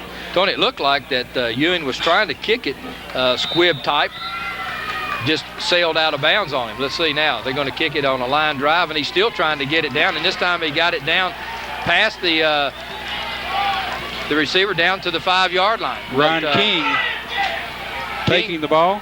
Is going to be hit at about the, well, they're going to mark it right at the 5-yard line. So on the out-of-bounds kick, Kingston elects to have them re-kick it, and he kicked a line drive that got by the wide out. It goes down almost to the goal line. King picks it up, and the ball will be placed at the 5-yard line. So it'll be 1st and 10 for the Yellow Jackets at the 5-yard line. A big play there by the Tigers getting it back down there. So it's going to be for the Jackets. They give it to Hojo, and Hojo cannot get around the right side as the Tigers. I believe they fumbled the ball. Well, the Tiger players are calling for a safety, Tony. I really couldn't see. They're going to mark it, though, outside the goal line. I saw a safety signal go up, but it was a Rockwood player, not an official. I thought they had fumbled the ball the way everybody was going after it there. No, they're going to mark the ball back out at about the, the 2-yard line. 2-yard line or something, yeah. Lots of activity going on down there. There's a replay coming up here. Well, it wasn't a replay. Here we're going to live action. Camera light. Here's the replay. As you see there, a hit, and they driving back into the end zone, and the Tiger players showing safety. Well, while we were away on that replay, a pass to Marshall Coley, and thinking that the Yellow Jackets in trouble, Coley comes up with it, carries the ball down to the 25-yard line, where it'd be 1st and 10 for the Yellow Jackets. Well, Tony, again, senior quarterback. Here you see the play we're going to show you that we missed. And again, Krause, the quarterback, back to pass. Here comes Coley, number 7. Coley wide open. Just lays it in there on on the little slant pass. So now back to live action.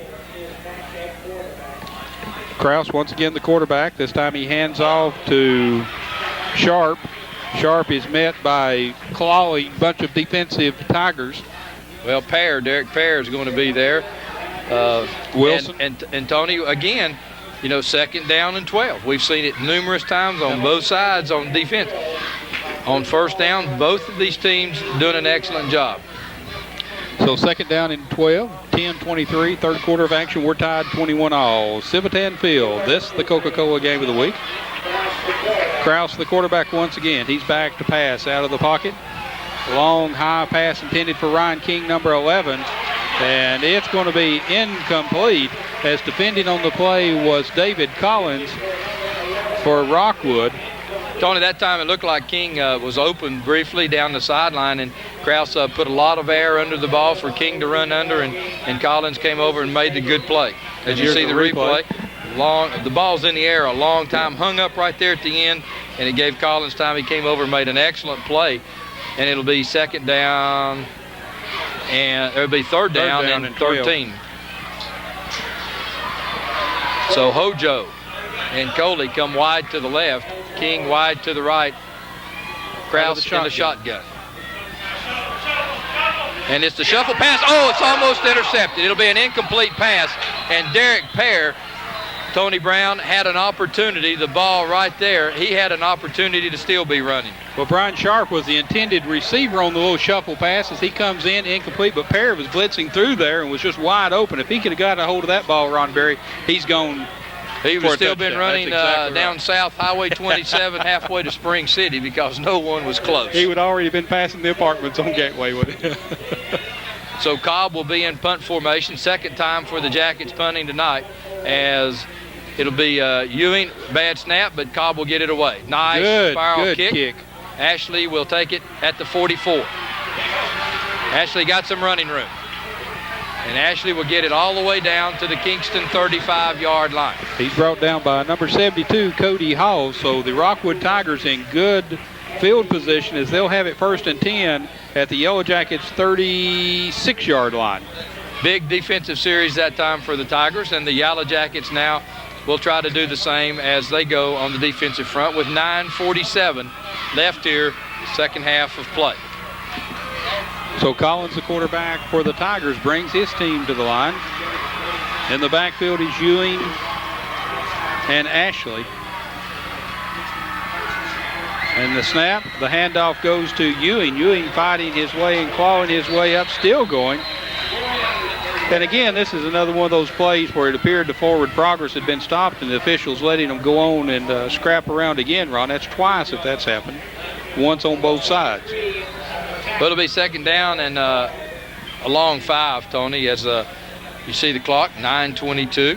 All tied, 21-21. The Coca-Cola game of the week. Hallway in the lineup for the Tigers. Collins still has his team in the I formation.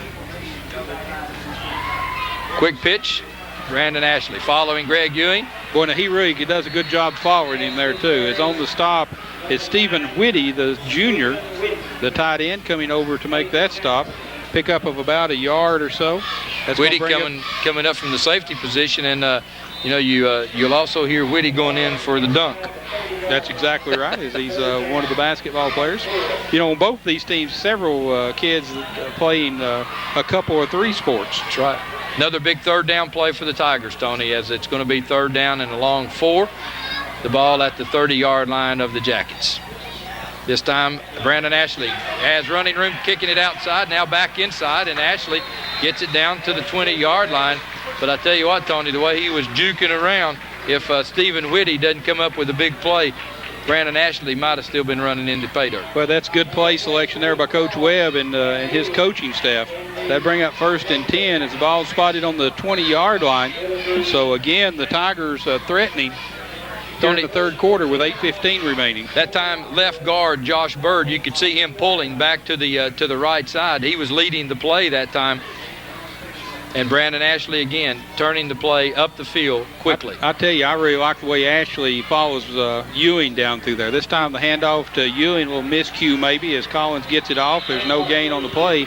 Gets back to the line of scrimmage as he's met first by Darryl Frog, I believe, number 23. Well, in that time, Frog just simply fills the lane on the option, and really he had both the quarterback and the pitchman all covered at one time, and so with that play, Collins really know where to go. So good play that time by the Yellow Jackets Frog. Weaver back in for Fisher offensively for the Tigers. Hand off to Ashley. Ashley's got running room. He's going to score, Ron Berry, I believe, unless somebody comes up and puts a hit to him. Well, somebody did, and it was Brian Krause. You know, Krause on a saving touchdown. And that time, Tony, what they did, they pulled the guards like they were coming on the quick pitch to the right. And that time they went back to the weak side, and Ashley found the little seam out there. So that time, Coach Webb pulling the guards to the strong side, taking the play back to the weak side, and Ashley found and all he needs is just a little crack, Tony, and he's through it. Big play. 1st and goal for the Tigers. Collins on the pitch back to Ashley, and he's in trouble. He gets it down inside the 5 to about the 3, but good pursuit that time by the Yellow Jackets. And Tony, that time for the Jackets, Wes Bunch came up and turned it in, made a good play. Wait, and he turned him right into Steve Branham there too. And Branham about 300 pounds, and his first game back after a knee injury. So a good job there by the Jackets stopping that as the ball's going to be spotted inside the 5. Brings up 2nd down and goal as the ball's just inside the 5-yard line with 6:32, third quarter of action. We're tied 21-all. Steele goes way out wide to the left. Don't think he'll enter into this play, though, as Greg Ewing takes it in for the score. So Greg Ewing carries it in for 2 yards for the Rockwood Tiger touchdown at the 6:18 mark, third quarter. Your score, Rockwood 27, Kingston 21. As Coach John Webb indicates he wants to go for 1. So the kicking team will come on for the extra point as Collins will be kicking as he's changed. Ewing will be kicking. Collins will be holding as they bring the shoes out for Greg Ewing. And Tony, this series was set up by the good punt return of Brandon Ashley. It was a 35-yard drive by the Tigers. So Collins hold the kicks up, and the kick is good. So with that extra point by Mr. Ewing being good, with 6:18 remaining in the third quarter, your score 28-21 as you see the replay of the touchdown, 2-yard touchdown run. Tony, that that kick there was a line drive kick, but nevertheless good. We'll take a commercial break. We'll be back for the kickoff. Coronavirus is changing the way we live our lives, but seriously injured people still need our help. At OEB, we're committed to helping you no matter what. So, we've introduced a system where we can take care of your case almost completely electronically. You don't have to leave your home for us to start helping you. All you have to do is call. The future may feel uncertain, but we can get through it together. If you're injured, you still deserve justice. Call 546-1111. Call right now. Silvertan Field, 6:18 left. The Tigers have regained the lead 28-21. Greg Ewing with a kickoff, kicks it high, and coming down at the 11-yard line will be Ryan King. King looking for a spot. He's got it. He's in the open, and he'll get it out to about the Yellow Jacket 38-yard line, where a flag is thrown. Well, that's awful late. The Yellow flag. Jackets look like it's going to be against the Tigers. Maybe some jawing going on right now. That's awful late. That'll either be a personal foul or unsportsmanlike conduct. And they flagged the Tigers. So I would guess that they're probably a little bit of talking. Well, that's unsportsmanlike conduct is the call. So that'll be 15 yards, and that'll. Coach John Webb trying to find out who it is. He wants to know who it is so he can have a little word with them, and he'll show them what unsportsmanlike conduct is like. Oh, man. Well, the heat of battle here. Sometimes you have things like that. But, you know, Ron, not been a whole lot of penalties in this ballgame. No, there haven't, and that's another sign, Tony, of a good football team when you make these consistent drives. And now the Tigers had a 35-yard drive, Tony, for their touchdown, and here the Yellow Jackets started on the 46-yard line. So Kingston will have it on the 46, 6:10 remaining third quarter. Rockwood leading 28-21. So Kraus with a single running back, and he gives it to Sharp, and Sharp is hit. Oh, and he's hit hard. And good job there by the Rockwood Tigers. And Coach Gibson really having the Tigers lined up in the right position that time. As Kevin Fisher. McElhaney is there as well. And I tell you, Coach Gibson been in these kind of battles a number of times over his coaching career. This is just another ball game to him. He's walking those sidelines down there just calm and cool and collected. And Tony, once again, we find a 2nd and 12 all night long. Both of these teams defensive. Kraus looking. Now he's looking down the field to Hojo, and it's tipped. It's intercepted. Brandon Ashley, and he's got a lot of running room out in front. Ashley will go down to the 25-yard line. Let's see if they say he's down. He's down.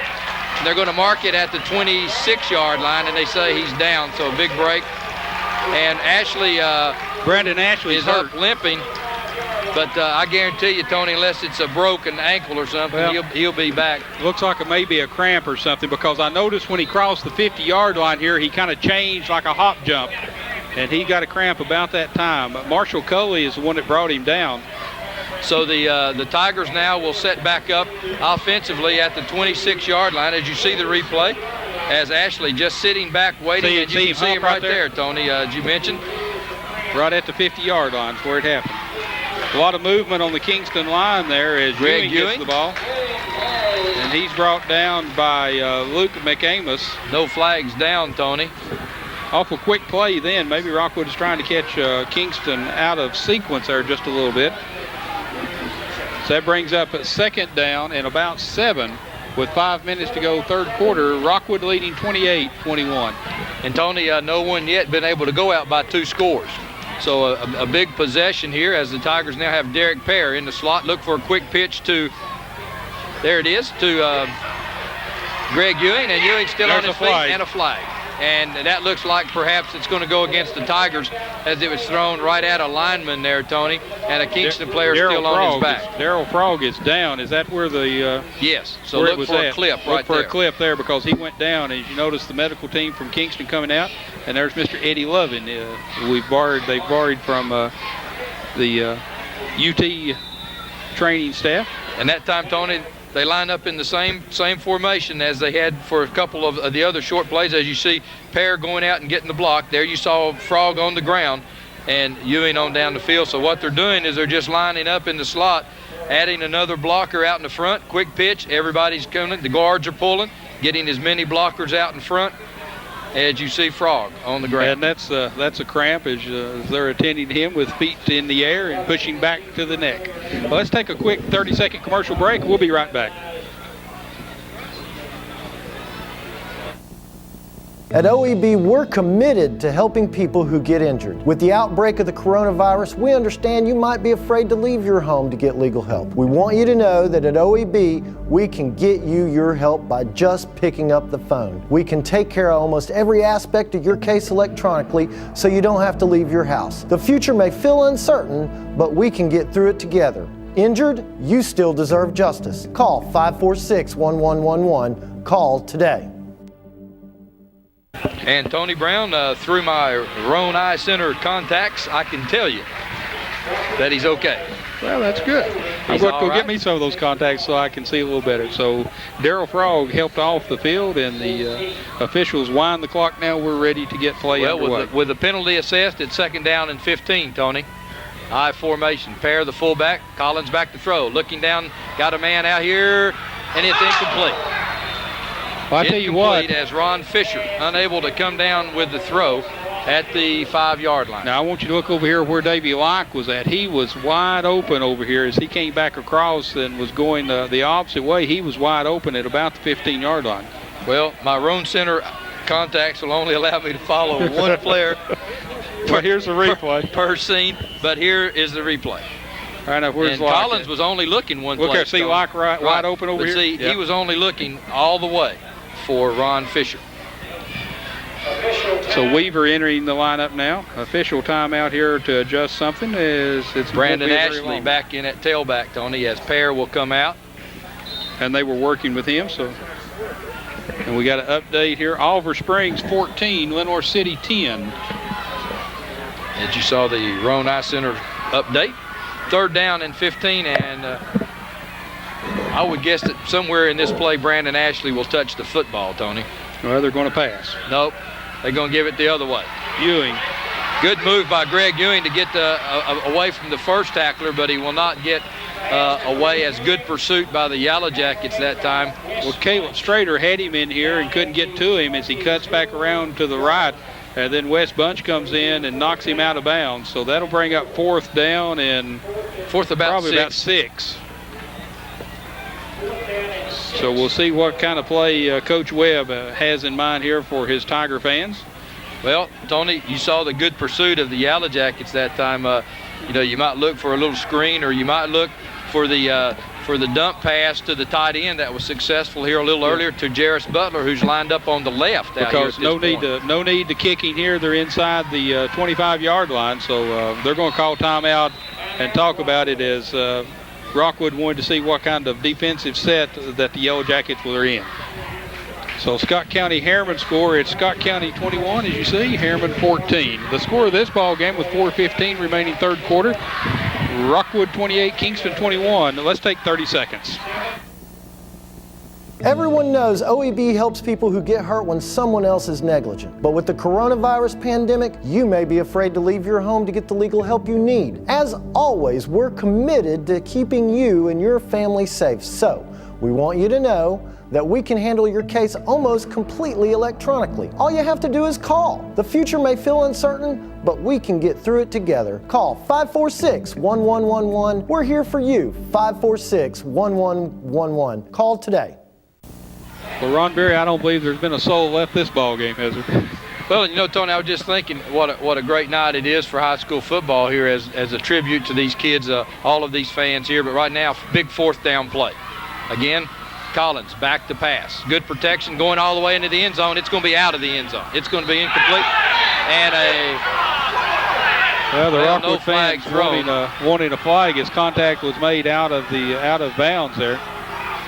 And I believe they were both just up and at it, but no flag. 4:08 left in the 3rd quarter. And here's a replay. Wartburg 7, Oakdale 0.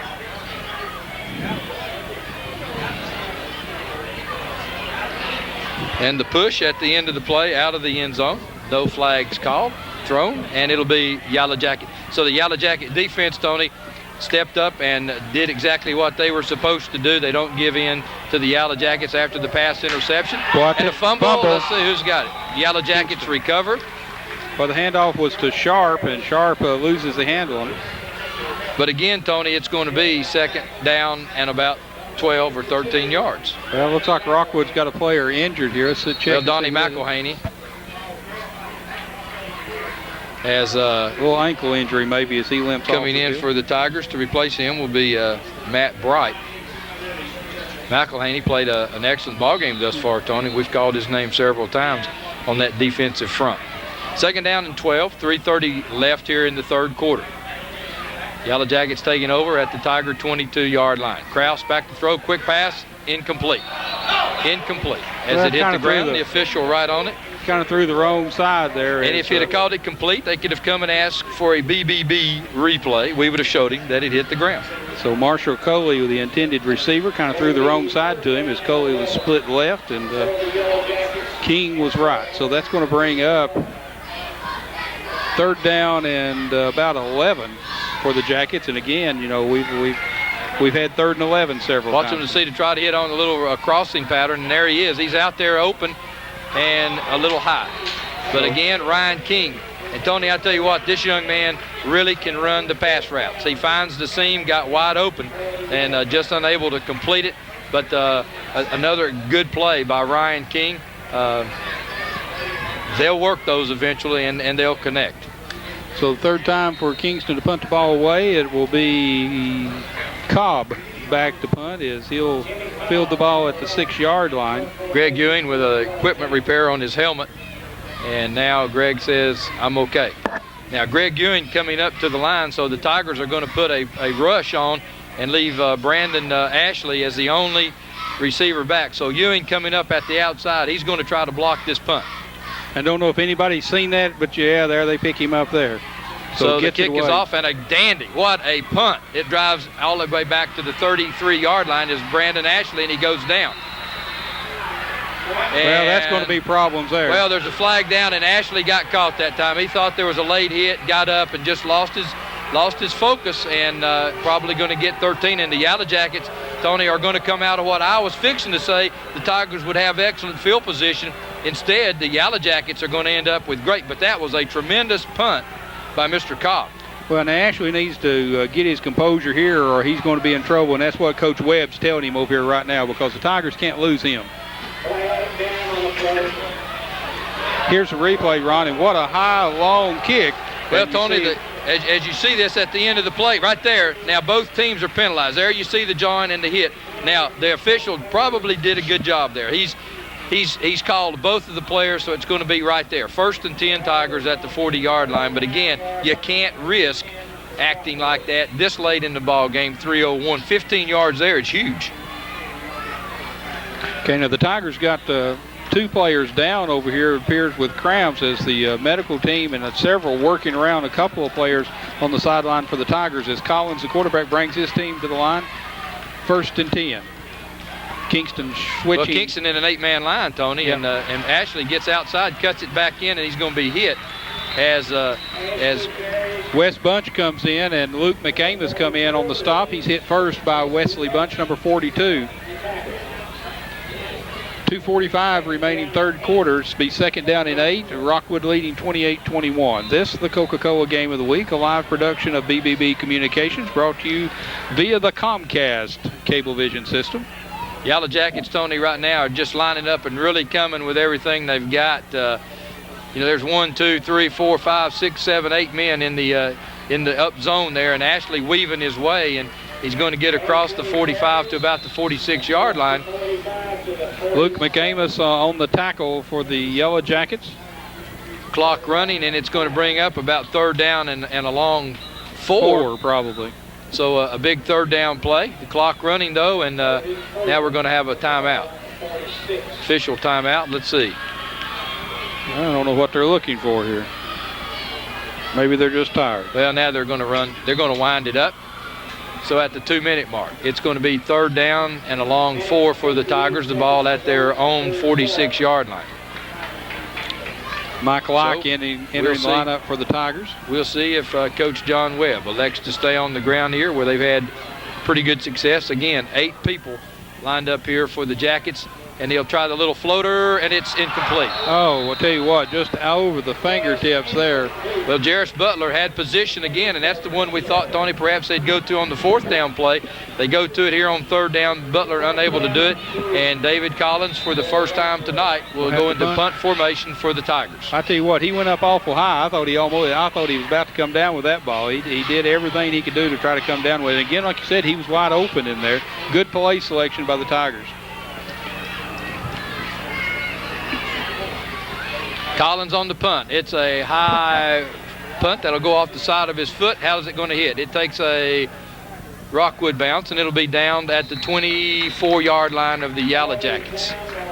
So with 1:26 third quarter, Rockwood leads 28-21. Let's take a quick 30 seconds.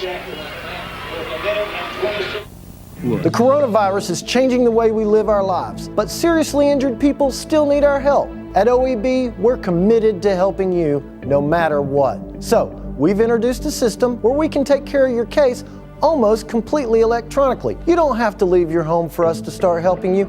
All you have to do is call. The future may feel uncertain, but we can get through it together. If you're injured, you still deserve justice. Call 546-1111. Call right now. Back to live action here at Civitan Field. 1:26 third quarter, 28-21 as Kingston's called for illegal motion as the ball is snapped. So the officials will mark off a 5-yard infraction against them. Hojo entering the lineup for the Jackets, brings up 1st down and 15. Tony, and of all the scoring done in the first half, both defenses now really stiffening up a little bit as Plemons in at quarterback now. Where's Kraus? He must be out. Plemons looking down the field. He's hit as he throws, and it's incomplete. Big play that time as Plemons was hit by Tuggle, and Tuggle looks like he's coming up with a cramp. Well, Tuggle did a good job then. Again, we've mentioned him a couple of times too, Ron. He's got a little cramp trying to run it off, and he does. So if the officials don't see him there, now they're getting him out as Coach Webb's going to let him come to the side as Metcalf comes in for him. So they'll work on Tuggle for just a little bit. Tell you what, Aaron Tuggle has been a big part of this defensive front here tonight, Tony. And, of course, a lot of players, both teams cramping up a little bit. And Coach or Dr. Tom Evans down here working on him as the assistants. Look, for now, we've got Plemons and Kraus both in the ball game now. Kraus comes in for Hojo, and Kraus is split left in the slot, and Coley is split out of the shotgun. It's Plemons. Plemons back to pass. He's looking for Kraus or Coley. He finds Coley at the 27-yard line. Coley down to the 30, and he's hit hard by Greg Ewing. Well, Steele had him set up, and Ewing put the final touch to it, and it's going to be a 3rd down and about 2, Tony. Pretty good play selection out of the shotgun as we have the replay, Ron, and you can call it. Well, they send Kraus straight down the field, cleared out, and had Coley come down and out, and Plemons on the hit. And then Coley had some good run after the catch. So it's going to bring up a 3rd and 2 for the Yellow Jackets, the ball at their own 33-yard line. Kraus out of the lineup, Plemons back in at quarterback. So quick pitch. Hojo cutting in, and a big hit. A big hit that time as Hojo looked like he had some running room. Wyatt Wilson on a big play. Boy, saved the 1st down. Wyatt Wilson came in and just manhandled Hojo then and just brought him up. Good job by Wilson. Well, Hojo looked like he had the 1st down made, Tony, as you see right here, cut back in, and Wyatt Wilson filling from his linebacker position makes the hit. And the key to that was when he made the hit, he pushed him back. He didn't let him come forward. 4th down, Kingston, and Cobb is in the punt. I'm sure Kingston's going to call for a timeout and think about things here just a moment as we see the officials over here. Nope, got an official timeout. Well, I don't really think there's much to think about here, Tony. The ball on the Kingston 34-yard line, and Coach Vic King certainly what's the time? Oh, they're going to measure. He's asking for a measurement. So he's brought his kicking Cobb back off. He wants to look at it first because he was jawing at that official or just a little bit. So the markers were side by side, and we'll see what kind of stretch and what kind of mark they've got. It's going to be short, I do believe. Looks like, look through my Roan eyeglass contacts, he's that much short. Okay, so now we'll see what he does. As Cobb is still on the sideline, see if Coach King elects to go for this one. Well, his player's waiting. Hojo looking to put a helmet back on, and here comes the Cobb. kicker. As much as you'd like to try that, and as much as you think it's only a half a yard with 9 seconds left in the third quarter, if you make it, it's great. If you don't, you're like Coach Toledo at UCLA. You know, you're looking from the to find out what's going on. That'll be the last play of the third quarter. 28-21, Tigers have the lead. We'll be back after these messages.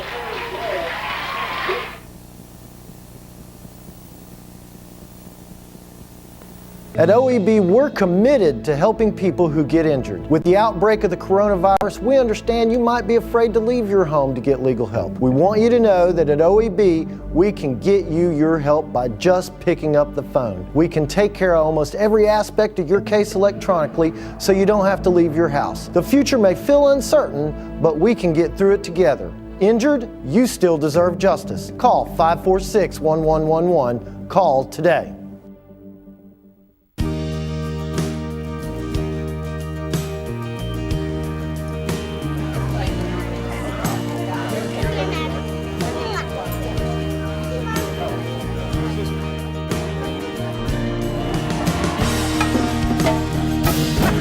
You guys support community here.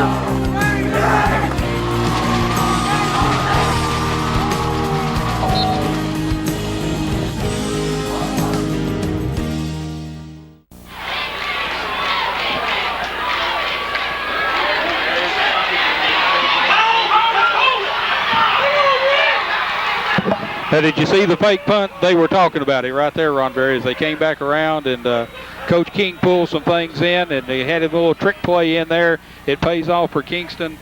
1st and 10 at the 46-yard line. Well, Tony, big play by Coach Vic King, and that's what it takes to win some big ball games. And you'll see it right here. They send it to the short man, and the rest, he's going right around and get it up to the 45-yard line. 1st and 10, Yellow Jackets. Kraus back at quarterback. Off to Sharp. Sharp's got running room. Got a blocker out in front, and Sharp will get it all the way down to the Tiger 42-yard line. And I tell you what a big momentum change that 4th down play made. Well, that's exactly right. As Sharp comes across, picks up good yardage down to about the 42-yard line as he was trying to pick Coley up. Maybe if he'd stayed on the right side instead of trying to go across the left, he could pick up another yard or two. But again, good running by Brian Sharp, the sophomore. 1st and 10 for the Yellow Jackets. 11:29 4th quarter of action here at Civitan Field. Rockwood leading 28-21. So the Yellow Jackets trying to even the score. Tigers trying to hold them. Sharp this time will be held, and again Aaron Tuggle makes the first contact for the Tigers, Tony, and Sharp will get it up to about the 42-yard line. It'll be a gain of about a yard, and once again, Tony, a big second down and long. Yeah, had it all night, so saying good things about both defensive teams here. 10:49 left in this football game. It's been everything that everyone expected it to be. Plus, they've thrown in a few extras for you. This time, Hojo on the little lane, big opening. And he gets it down to the 30-yard line where Greg Ewing makes the hit. But Hojo comes up limping, and he'll leave the game. Ewing doing a good job there coming up, taking on Hojo at the 30. Good running by Hojo as he comes out of the lineup. And coming in will be... Don't have a number 43 on the lineup. Already checked it. So it'll be 1st and 10 for the Jackets at the Rockwood 31-yard line. Has a great game here tonight in front of a big crowd here at Civitan Field. We appreciate you being with us tonight. Go by and tell our sponsors. As Kraus, the quarterback, hands off to Sharp. Sharp's met, going to be thrown for a loss. As coming up and hitting him is Derek Pear for the Rockwood Tigers. So Pear, again, a name that we have mentioned several times throughout the year, and he's just a junior, Ron Berry. They'll be coming back again, seeing him again next year. Well, he was, and once again, though, Aaron Tuggle right there to make that help, and the linebackers filling, and Pear making the big hit. And once again, 2nd down and 11. So this is the play that really has hurt both defenses, Tony, as we go through the game tonight. And again, on the open run of the big open hole, gaping hole up the middle, goes the phantom runner. We'll see if we can't find out who that is. And another 1st down. So it's 1st and 10 for the Jackets. The ball down now at the Tiger 18-yard line. And again, lots of big plays off of 2nd and long. Number Krause, 43 is again, will give it through 43, keeps his balance and gets it all the way down to the Tiger 13-yard line. Patrick Robinette, number 43. Okay.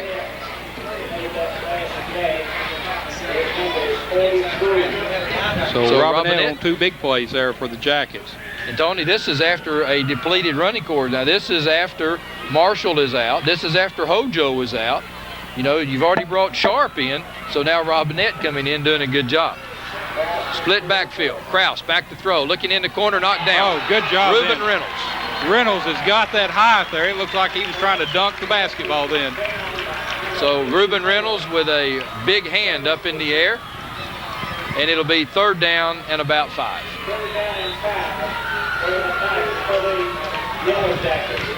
And here's a replay. You see Krause under center, back to pass. There Look it at is. Reynolds. Left hand.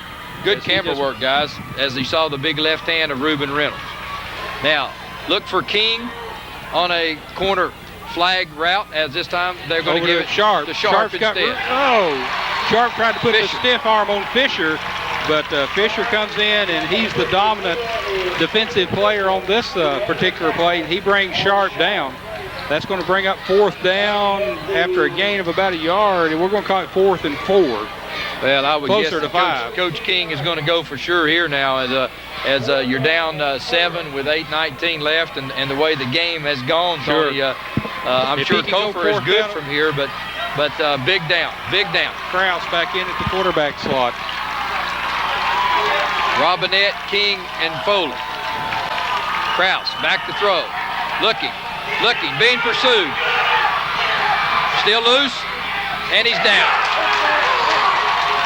Derek, the first Tiger there. Aaron Tuggle finishes him off. What a game Aaron Tuggle's played. Tuggle has done a great job, Ron, as they contained Brian Krause then. He was looking to the left side all the way. He couldn't find anybody. Good coverage by the Rockwood Tigers. If we can catch a replay on this. Okay, the Tigers are going to take over 1st and 10. The ball is going to be at about the 18-yard line. So, Tony, there's 7. And here's a replay. As you see Krause. There's Pear. He can't bring him down. He slows him down, though, and watch Tuggle. Boom. Wraps him up. And I believe Krause is hurting just a little bit. There's a little bit of late push. The official looks and tells everybody to calm down just a little bit. So Rockwood will take over after the 4th down conversion is no good by the Yellow Jackets. It'll be 1st down and 10 for the Rockwood Tigers. And they'll have the ball at about the, 17-yard line, I think, Tony, or something. So it's going to be 1st down. Collins has Brandon Ashley at the tailback in the I formation. He'll give it to Ewing. Ewing cutting up and will get across the 20. Caleb we'll Strader. Get it down to about the 22-yard line. Strader comes in, makes the stop for the Jackets. The clock running, though, Tony, with 7:35 left in the ball game. Well, I tell you what a great ball game this has been, Ron Berry. I'm telling you what, the fans are all excited. The cheerleaders getting them cranked up. Just like everyone said, when you play ball in Roane County and you've got Rockwood, Harriman, and Kingston playing against each other, that's the reason we do it. That's the reason we come here on Friday nights. A tribute to both these fine teams. Jackets in a 5-man line. Brandon Ashley gets it. He can't find any running room as he tried to juke it out a little bit, but there is Bunch. Wesley Bunch. So this is going to be a big 3rd down play, Tony. 3rd down and about 6 with 6:55 left here now in the football game. Michael Weaver carrying the play in from Coach John Webb. Coach Webb really got this Tiger team coached well this year, a well-disciplined team. not been very many penalties in this ball game. Well, I was just fixing to say, Tony, good officiated game. They've pretty much stayed out of it. And that's what you like to see. Brandon Ashley. Quick move outside, good play. As Brandon Ashley looked like he had a first down, but Kraus comes up, makes a big tackle. Do you reckon Mama Kraus and Randy's over there excited about that? Well, I'd hate to be sitting next to if Claire, Kraus doesn't make that tackle, Brandon Ashley has a first down, and a first down, Tony, means probably about another 3 minutes at least. I bet you she's whooped Sissy Bucket and Kathy Lawson all over sitting over there next to her. Don't think Sissy's here. Okay, so that brings up fourth down here. Somebody will call timeout and see what happens here. I see they're going to measure, okay. Fourth down and short, according to the sticks. Coach Webb wants to measure, and the officials indicate timeout for the measurement. My own eye contacts Boy, are they getting any are extra? Showing that it's going to be about a half a football short. Are we charging them any more for these extra spots? What I want to know. And you can see it's good camera work, and the chains are stretched, and it's going to be a football and a half short. Maybe a football, but I mean, you know, that's not bad. I mean, we're sitting up here at an angle and everything else. Well, but we got this good camera worker. We got these good camera operators out here that take care of pretty it. good for my contacts, though. Oh, that's great. 5:56 left in the football game. My Kinzer drugstore glasses wouldn't let me see that far. Boy, I tell you what, if the Rockwood fans and the Kingston fans, you can hear the roar. I don't much believe you're going to see them go for this. I think they're going to try to call Kingston offside. Coach King's calling timeout. But this ball's at the 27-yard line. I think we had to freeze play on. Let's go to a commercial break. The coronavirus is changing the way we live our lives, but seriously injured people still need our help. At OEB, we're committed to helping you no matter what. So, we've introduced a system where we can take care of your case almost completely electronically. You don't have to leave your home for us to start helping you. All you have to do is call. The future may feel uncertain, but we can get through it together. If you're injured, you still deserve justice. Call 546-1111. Call right now. And we're back live as you see Coach Kamakawa and head coach John Wade down here in the huddle with their team as timeout was called by Kingston on a fourth down and about a football length to go.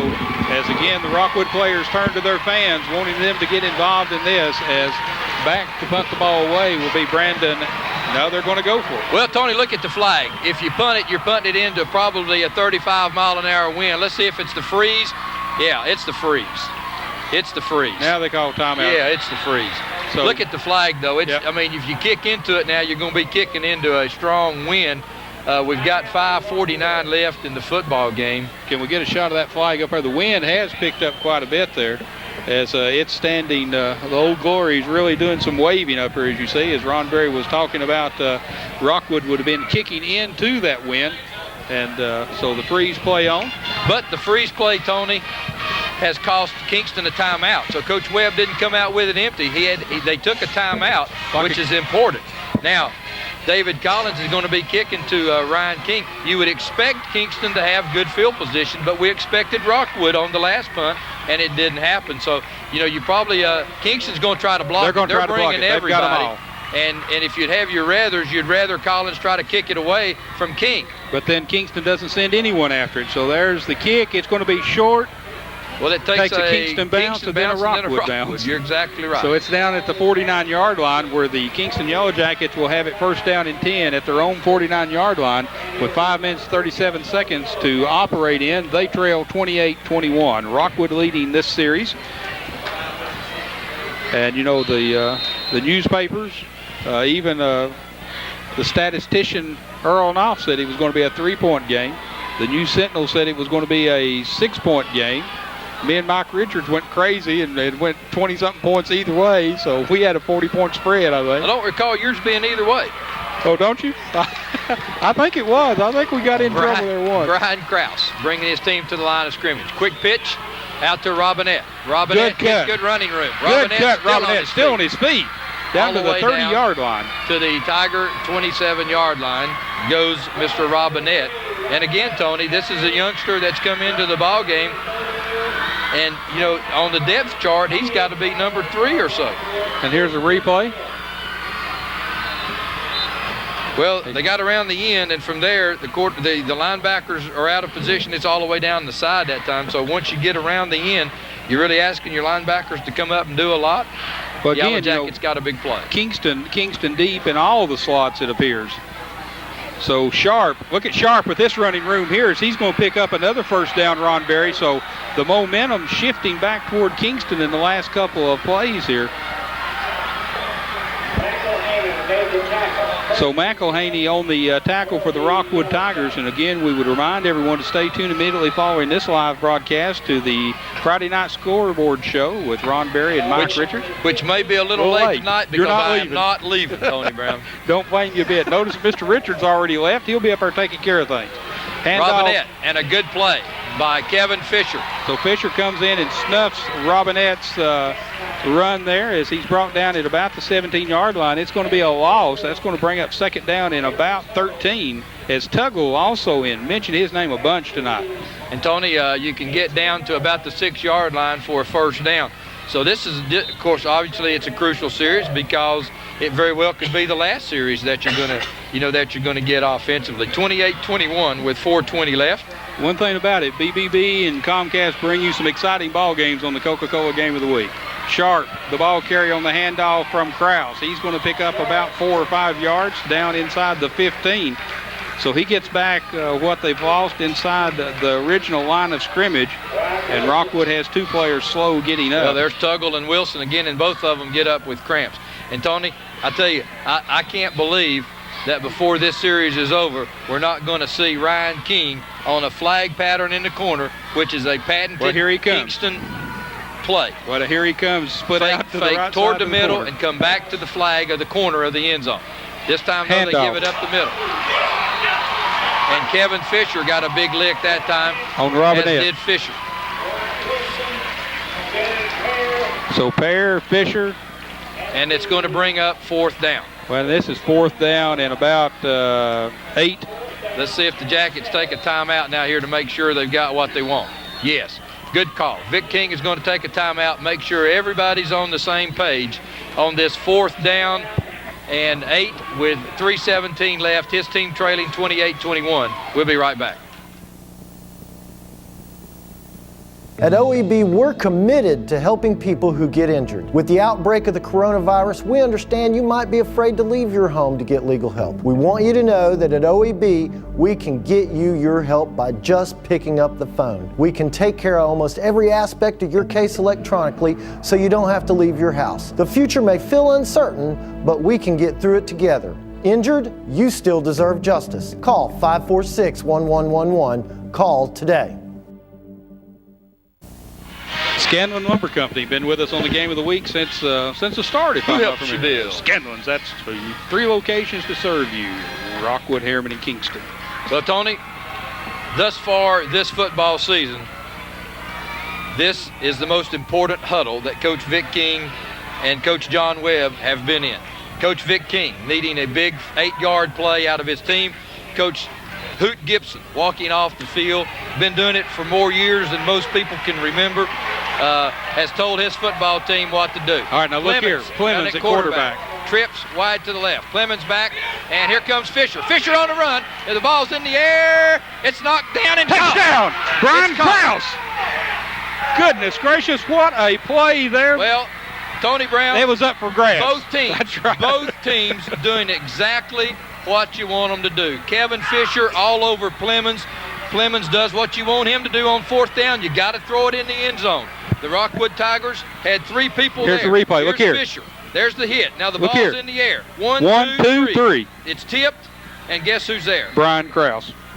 Guys, I'm telling you what a ball game. 3:09 remaining. Rockwood leading 28-27. The extra point attempt, and there's going to be timeout. Kingston, as they're going to talk about it. Is he going to go for 2? Well, is he going for the tie? You got to go for the tie here. Either there's not enough men on Something's the field, wrong. Tony.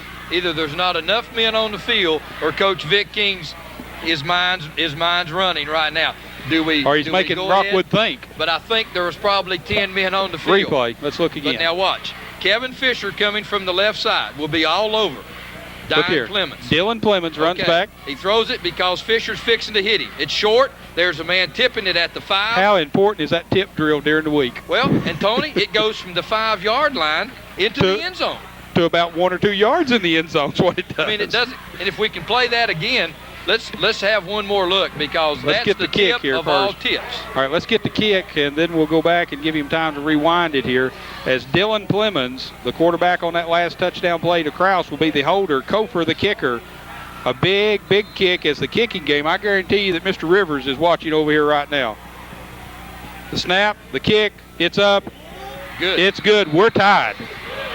3:09 remaining in this ball game in regulation. We're tied at 28-all. And, Brad, if you've got the replay there, we're wanting to see it one more time if we could, sir. And he says, hang on just a minute.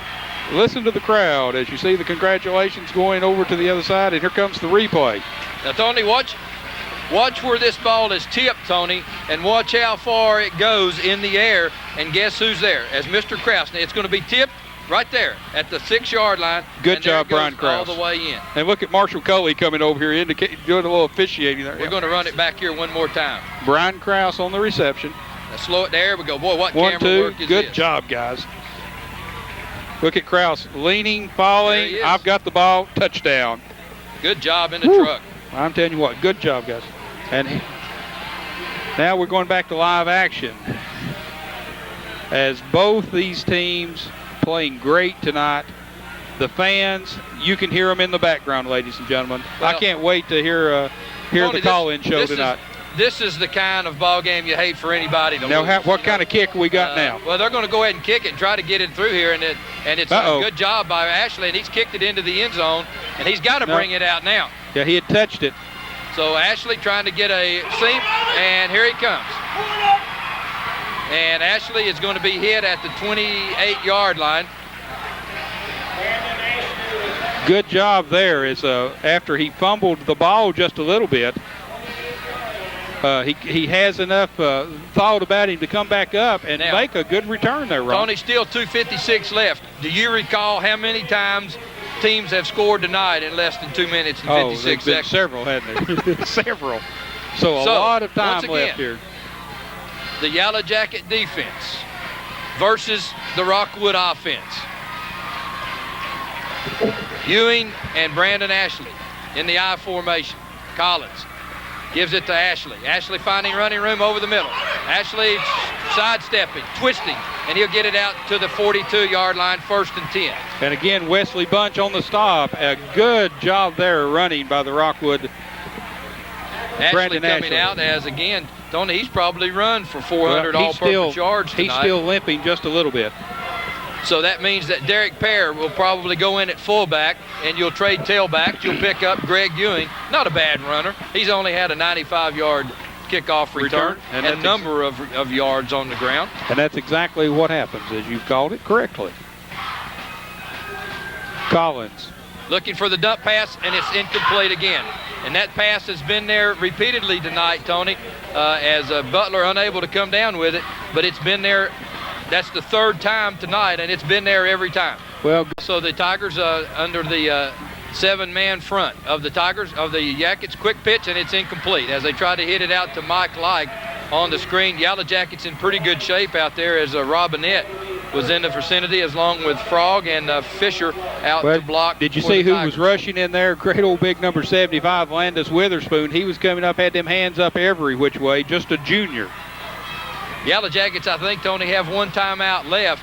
And the Tigers, if they throw it here and it's incomplete, stops the clock. You still got a lot of time left in this football game. 3rd down 10, 2:37 remaining. That's a long time, as you said a while ago. A lot of scoring and a whole lot less than that. Collins, the quarterback for the Tigers.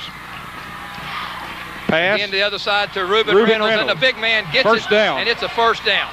It's a 1st down for the Tigers as Ruben Reynolds, Tony, the big, rugged tight end that time, makes the catch and rumbles his way to a Tiger 1st down. They'll probably want to call a timeout to check it.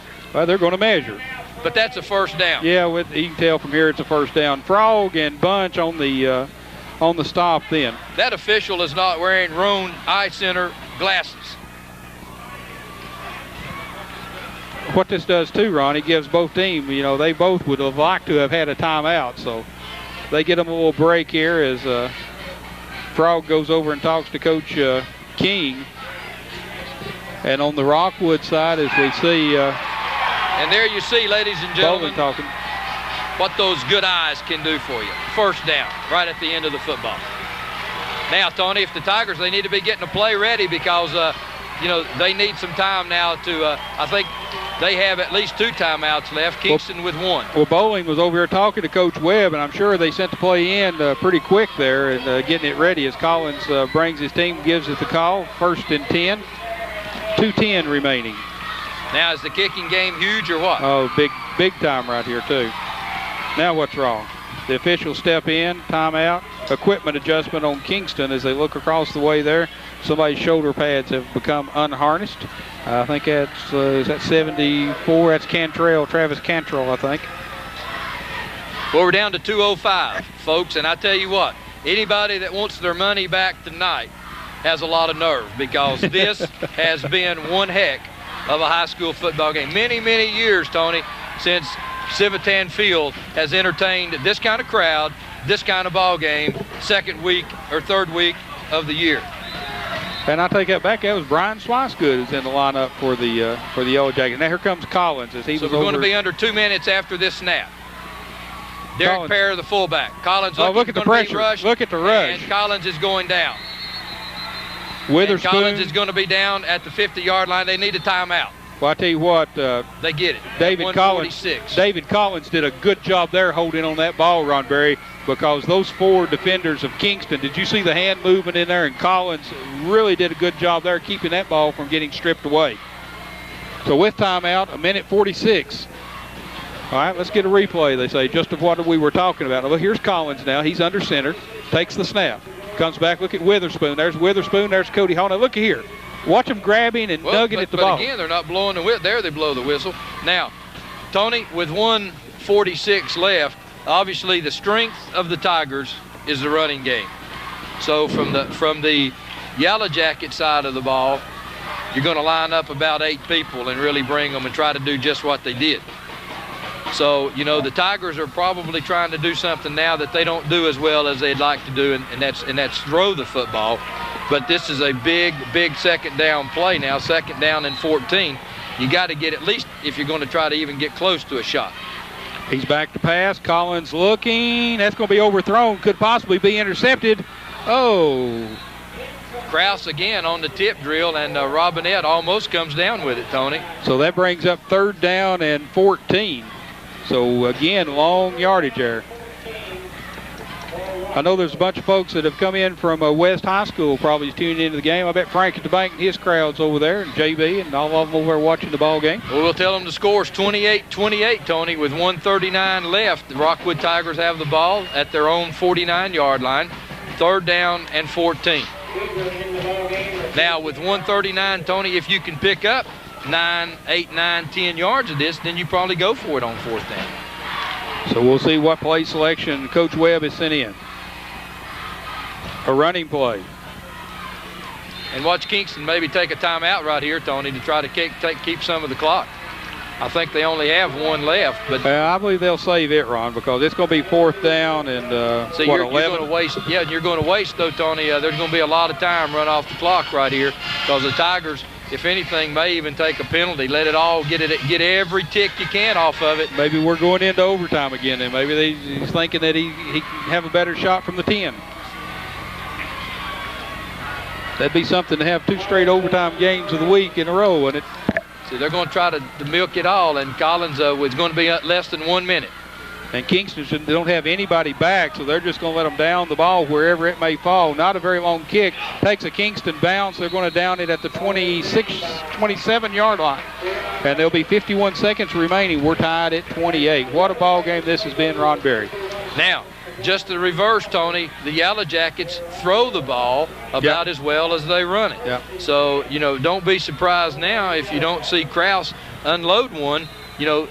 They love to run the fly pattern. And look for him to go to one of the fast kids, King, number 11, too. And, you know, and what you hope for here is obviously a completion, but you also hope, you know, you got pass interference, you got a lot of things that can happen, just like the tip. So it's, you know, anything can happen. All right, we've got Coley split. And it's a good passing team, Tony. Coley to the left. Here comes King over here. He's looking for a pass. Well, they're just going to run it. They're going to run it. Sharp just takes it around the left side. So Coach Vic King is not going to take any chances on the first play of an interception. Derek Pear comes in and makes the stop. We're down to 34 seconds. We're going to go into overtime, Ron Berry. You know, or else let's see if Coach King now has put them to sleep a little bit now and wants to try one time on a fly pattern and just let Krause air it out as far as he can. Well, Ron King set up over here. Marshall Coley left, King right. Just going to run it again. We're going into overtime. But we won't get another play off in regulation, Ron Berry. We're down to 10 seconds. You're exactly right. This ball game is going to go to overtime. Both of them decide, or Coach King has decided that he thinks his chances are better at the 10-yard line. So here's there's one tick left. Well, we're going to call timeout here. I don't know if this is for an injured player. Well, there's an injured player down with cramps, I think, Tony, and probably won't get another playoff because the clock has already expired. There's going to be 4 seconds. 4 seconds, I say. So 4 seconds. 4 seconds on the clock. So you're going to have to let it run all the way down from 59. So you're going to have to let it run all the way down. So they're going to get a little break. Let's check and see who's injured over here. Is that Robinette? Well, it's 4-something, and Robinette's 43. Can't tell what the number is. It's not 44. Let's see if we can pick it up. It may be Patrick Robinette. It's either him or Wesley Bunch. Can't tell. And Mr. Grieve says it's Robinette. So the ball on the 35-yard line with what's after the clock is set will be 4 seconds left in regulations. Now, Tony, I'm pretty sure that as soon as he sets it, it's going to wind. It's going to wind. So the Yellow Jackets are going to have to be on the line of scrimmage and ready to roll and get it off under 3 seconds. I don't believe that they'll do any of that. I believe they're just going to take it and let it run. I think perhaps that they're getting their play set right now, and it'd be a free play. I mean, if something happens, they'd have to run it back. Well, that's an awful lot of ifs when you played almost looks like you played to go into overtime, take a chance like that. I'll tell you one thing that we can say right now, Ron. They can't nobody ever say that that TV coverage takes away from the attendance of a ball game. Well, and there's the crank, and we're going into overtime as the clock ticks away, and we're down to 0 as Coach King keeps his team in the huddle here. We're going into overtime. We're tied 28 all. Whew, goodness gracious, great balls of fire. What a ball game here. Sponsors, we thank you. Johnson Coca-Cola, we thank you. Comcast, thank you very much. To you, the viewers of Channel 7, golly darn, what a ball game we're having here tonight. The second Coca-Cola game of the week that has gone into overtime. Last week we went into double overtime up at Harriman and Alcoa. And, you know, Ron, speaking of Alcoa comes here next week and plays the Tigers, if I'm not mistaken. Exactly right. And that may be our game next week. So that's where we're at. So what will happen now, we'll go back out. We're going to keep it right here, guys, as our camera people show you some of the crowds and some of the huddles. They'll go back out to the 50-yard line. The captains will. They'll flip a coin.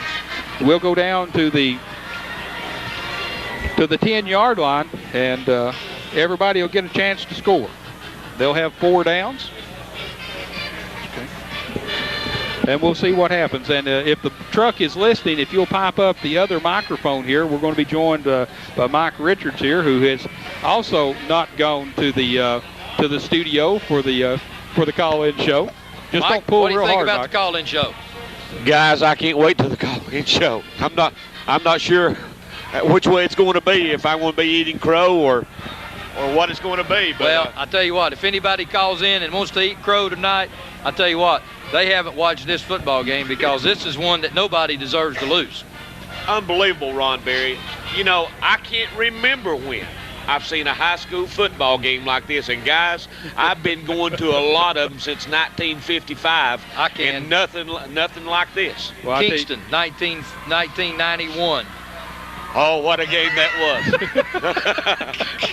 I know what you're saying, Ron. Let me refresh your memory. I guess the last exciting ball game I've been to is the one that's taking place at the time.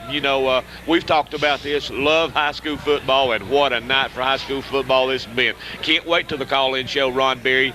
There's going to be a lot of callers, and I can't wait for us to fill all of them. Let me just say this, too, that they'll probably be the biggest audience because everybody's going to go to TV to watch this one after this. I've had about 25 phone calls today. I had a lady ask me if the game had been sold out. Had another one call and said that she couldn't wait for the call-in show, that she didn't go to bed till it was over. And I said, well, would you go to bed a little early tonight? Because I can't stay up any longer. I mean, we're staying up now till the wee hours of the morning. But I guarantee you tonight, folks, we'll be with you until you quit calling and wanting to make your comments, because, Mike, there's a lot of comments to be had about this game tonight. Ron, I love overtime. This is one ball game. I wish it could end right here and say neither team lost. Yeah, what a game. whale of a ball game. And I'm an advocate of overtime, but this ball game, there should not be a loser. Well, we've seen it all, Mike. It started out with an opening 95-yard TV run. Then we saw Coach King go a little bit here and on a 4th down and 2 from his own about, 28-yard line. Made the first down, go ahead and they take the tip in the end zone. 4th down, 18 yards. Perfect play. Rockwood had it defended. He threw up a duck because he was getting hit as he threw the ball. We had it defended properly. Just one of those things. You just cannot believe it happened until you see it with your own eyes. Well, guys, here we are. The guy that's been playing quarterback for you all night makes the catch. Unbelievable. Guys, let's go down here for the flip of the coin. Kevin Fisher and Lamberdine are down here. Kingston has won the toss. Let's see what Coach King's got on his mind. Let the Rockwood Tigers have it first, I would assume, if I were guessing. Now, fellas, also keep in mind here now, we've talked about the kicking game, Tony. The kicking game now, field goal wins it for you. Sure. And you remember what happened last week on the game of the week? They scored, Alcoa and Harriman both scored quickly. And indeed, Rockwood will have the ball, and they'll be going toward the east goal, the east end of the field. So Kingston goes back over, and he'll huddle them back up again, and we'll come out and see what kind of defense and what kind of offense we've got going. Keep in mind now that both teams get a possession. It's not first one scores. No sudden death here. Everybody's going to get a chance.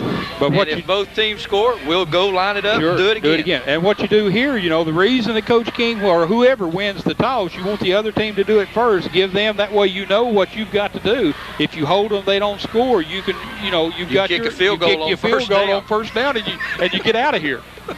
And guys, I was just sitting here thinking about it. Through the 90s, I think this may be Rockwood's first overtime game in the 1990s. I can't recall one before this.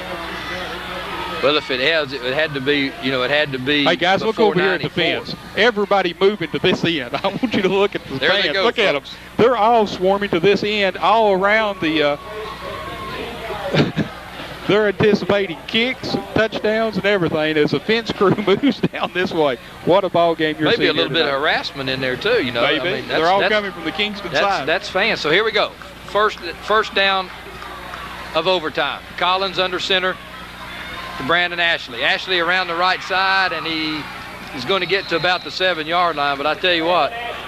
Stephen Whitty comes in and makes a good hit there. Well, but Frog is another one that turned it inside, Tony. And again, Whitty coming up. Whitty's come up and made a bunch of hits tonight from that secondary. I tell you what, our panel that's picking the Coca-Cola game of the player of the week, but he's got some tough decisions to make. So it's going to be second down from the 7-yard line. Tigers will have 4 downs. Pear coming in now as an extra blocking back. They give it to Ewing, first man through. Ewing gets close, but he's not in.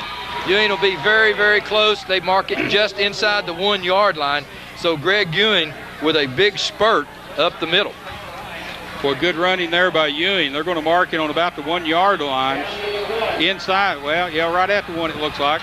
He just keeps inching it up closer and closer, so it'll be 3rd down and goal in overtime. We're tied 28 I tell you, the offensive line of the Tigers really doing an excellent job.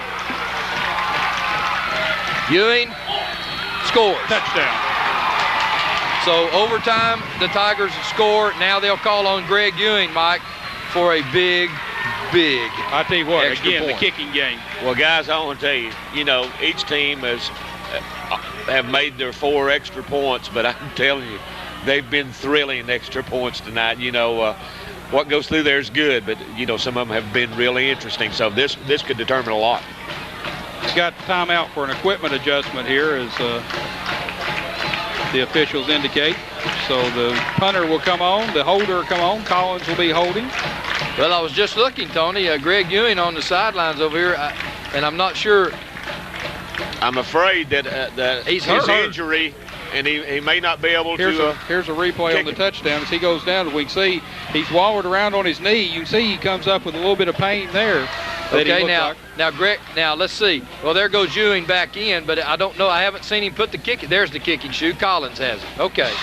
Because I was going to say, Mike, David Collins would probably be the backup kicker.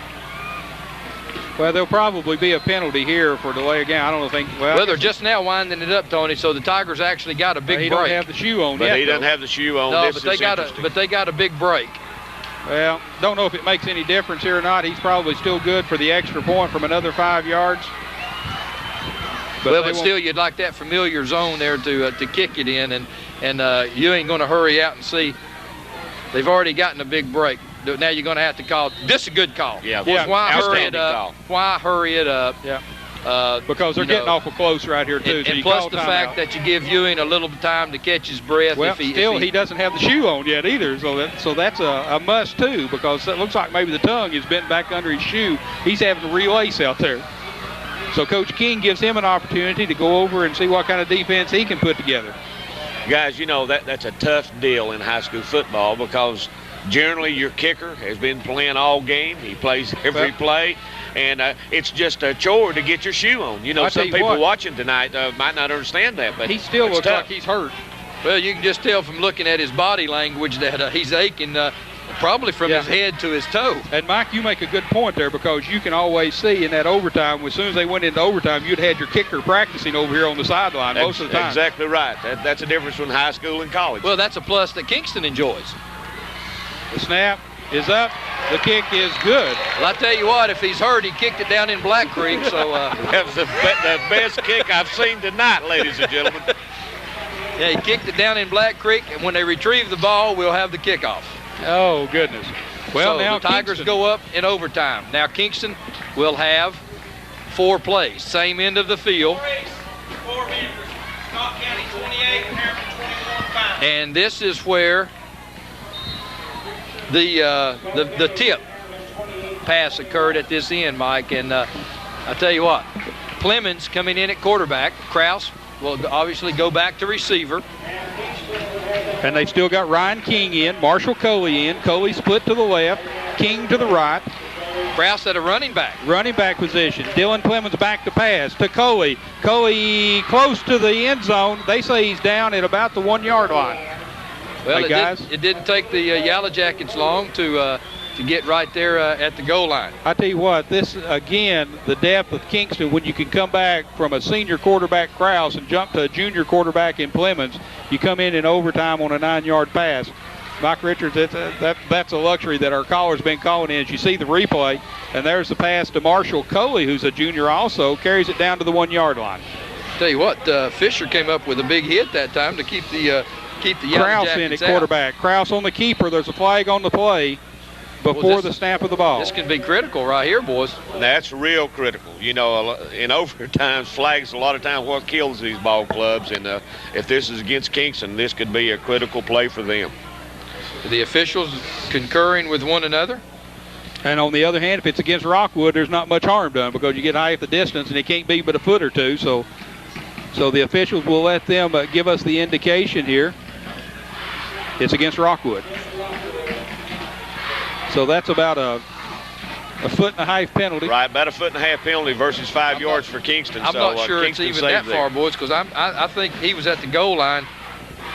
I think that's insignificant. Well, you look for. I think you see Krause on the quarterback sneak again, and any forward penetration, he's in. So 2nd down and goal on overtime. This score to come within 1. Krause on the keeper. Krause should have the touchdown there. There's the indication. Touchdown, Yellow Jackets. And of course, Mike, when we get to the studio, Mike Winter should have all the scores tonight because no question about it. We can have them from West Tennessee all the way into Arkansas, I'd say, by the time this ball game's over. Well, let's see what kind of play strategy Coach King's going to have here now. He's going to let Mr. Cofer kick the ball and tie it and go into double overtime if the kick is up and good. And as Mike Richards says, a lot of good kicks tonight. All of them have been good thus far. You know, Mike, the other side of the story goes, though, is that a lot of times a man that's been in the ball game has a little better flow than that kicker that just comes in off the bench. Bad snap, but the kick is up, and the kick is good. Well, Ron Berry, how many times have we done this on the game of the week? Double overtimes, 2 weeks in a row. We're tied at 35-35, fixing to go into our second overtime. The procedure now will go back out and flip the ball. We could go to the other end of the field if they elect, whoever gets it. All these people can move. Well, the people at the flagpole end ain't going to let them come our way. The other people are saying, hey, don't make us run all the way down there. But Ron, our field, by doing it this end, you're going downhill as an offense. If you do it the other end, you're going uphill. And, you know, I know my son, you know, when he kicked here for all those years, he would much rather kick the ball from down there as this other end. Well, but look at the flag. Look at the flag over here, whipping this way. That's the reason they probably picked this other side here a while ago, because of the, as you see the flag here, the wind's blowing. Tony, that is part of it, but the field definitely goes downhill this other way, and it means a lot to the kickers and the team as a whole.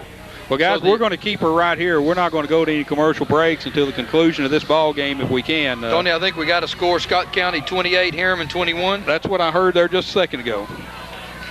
And I may have read it, don't know for sure, but I understand that that's the final. That is a final. Scott County was ahead at halftime, I think, 21-14.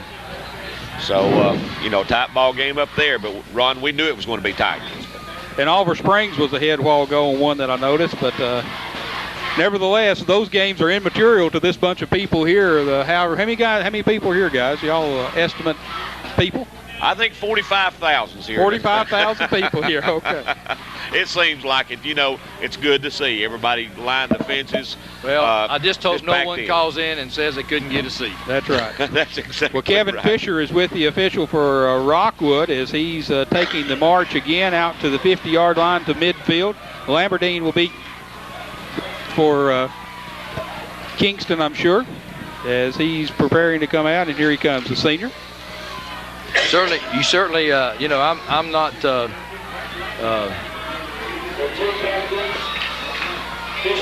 You're not. That's exactly right. Well, I was just trying to, you know, don't want to take away from this coin toss here, but you see these two young gentlemen out here, as they'll remember this for a long, long time. This time Rockwood has won the toss, and Kingston will have it first. We're going back down to the east end again to play ball. Well, you know, I didn't see them say that. Did they say that Rockwood deferred? I'm assuming. They didn't indicate. I'm not sure either toss in the first overtime or this one. A lot of times you just want to I'm not sure what I would do in this particular ball game, whether I would want the ball first or not. I want it and have the pressure on you. I want to give it away and look, see what happens. So we've got two different opinions, and I don't have one either way. And that's why you and I decided to go and buy some broadcasting company. That's right. So we do all this stuff. Oh, what a night, ladies and gentlemen. If you could only be here, if you're at home watching on TV, that's great. Hey, how many people? You are, but how many people is going to be watching this replay? Tuesday night at 7:30. There will be a bunch. All right, we've got Dylan Clemens at quarterback, got Krause in the backfield. Reverse, Ryan King's got the ball. Ryan King's going to twist and turn. He's still on his feet. Well, and give credit there to Reuben Reynolds, Mike. Reuben Reynolds cut it back inside, although, you know, he didn't know it, but he did help him out by, you know, staying at home, and he was really at home. So that's inside the, let's see, we got a replay. So there's Reynolds, the pitch out number 8, to right here, Krause. keeps it inside, looking inside. And, Mike, he looked outside just enough to give King, with a lot of speed, time to cut it up and put it in play. So they're going to mark the ball at about the 7-yard line, where it'll be second down and goal in double overtime.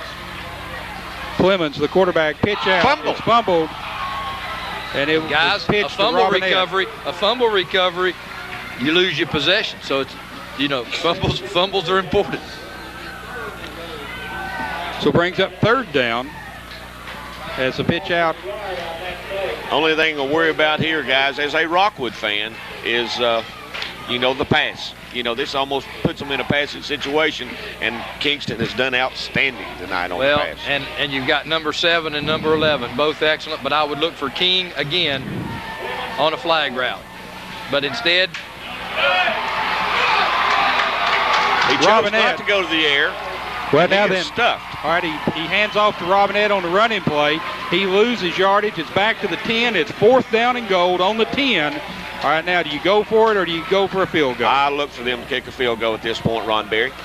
They're going for it. No, I don't think so, Mike. Well, I wanted to be wrong at least. Because, and the reason that I say that is that Rockwood's kicking game, he probably knows that Rockwood's not going to kick a field goal. He knows that he's going to try to go and get him 7. Dylan Clemens, the quarterback, back to Coley. Coley's the intended receiver. It's incomplete in the end zone.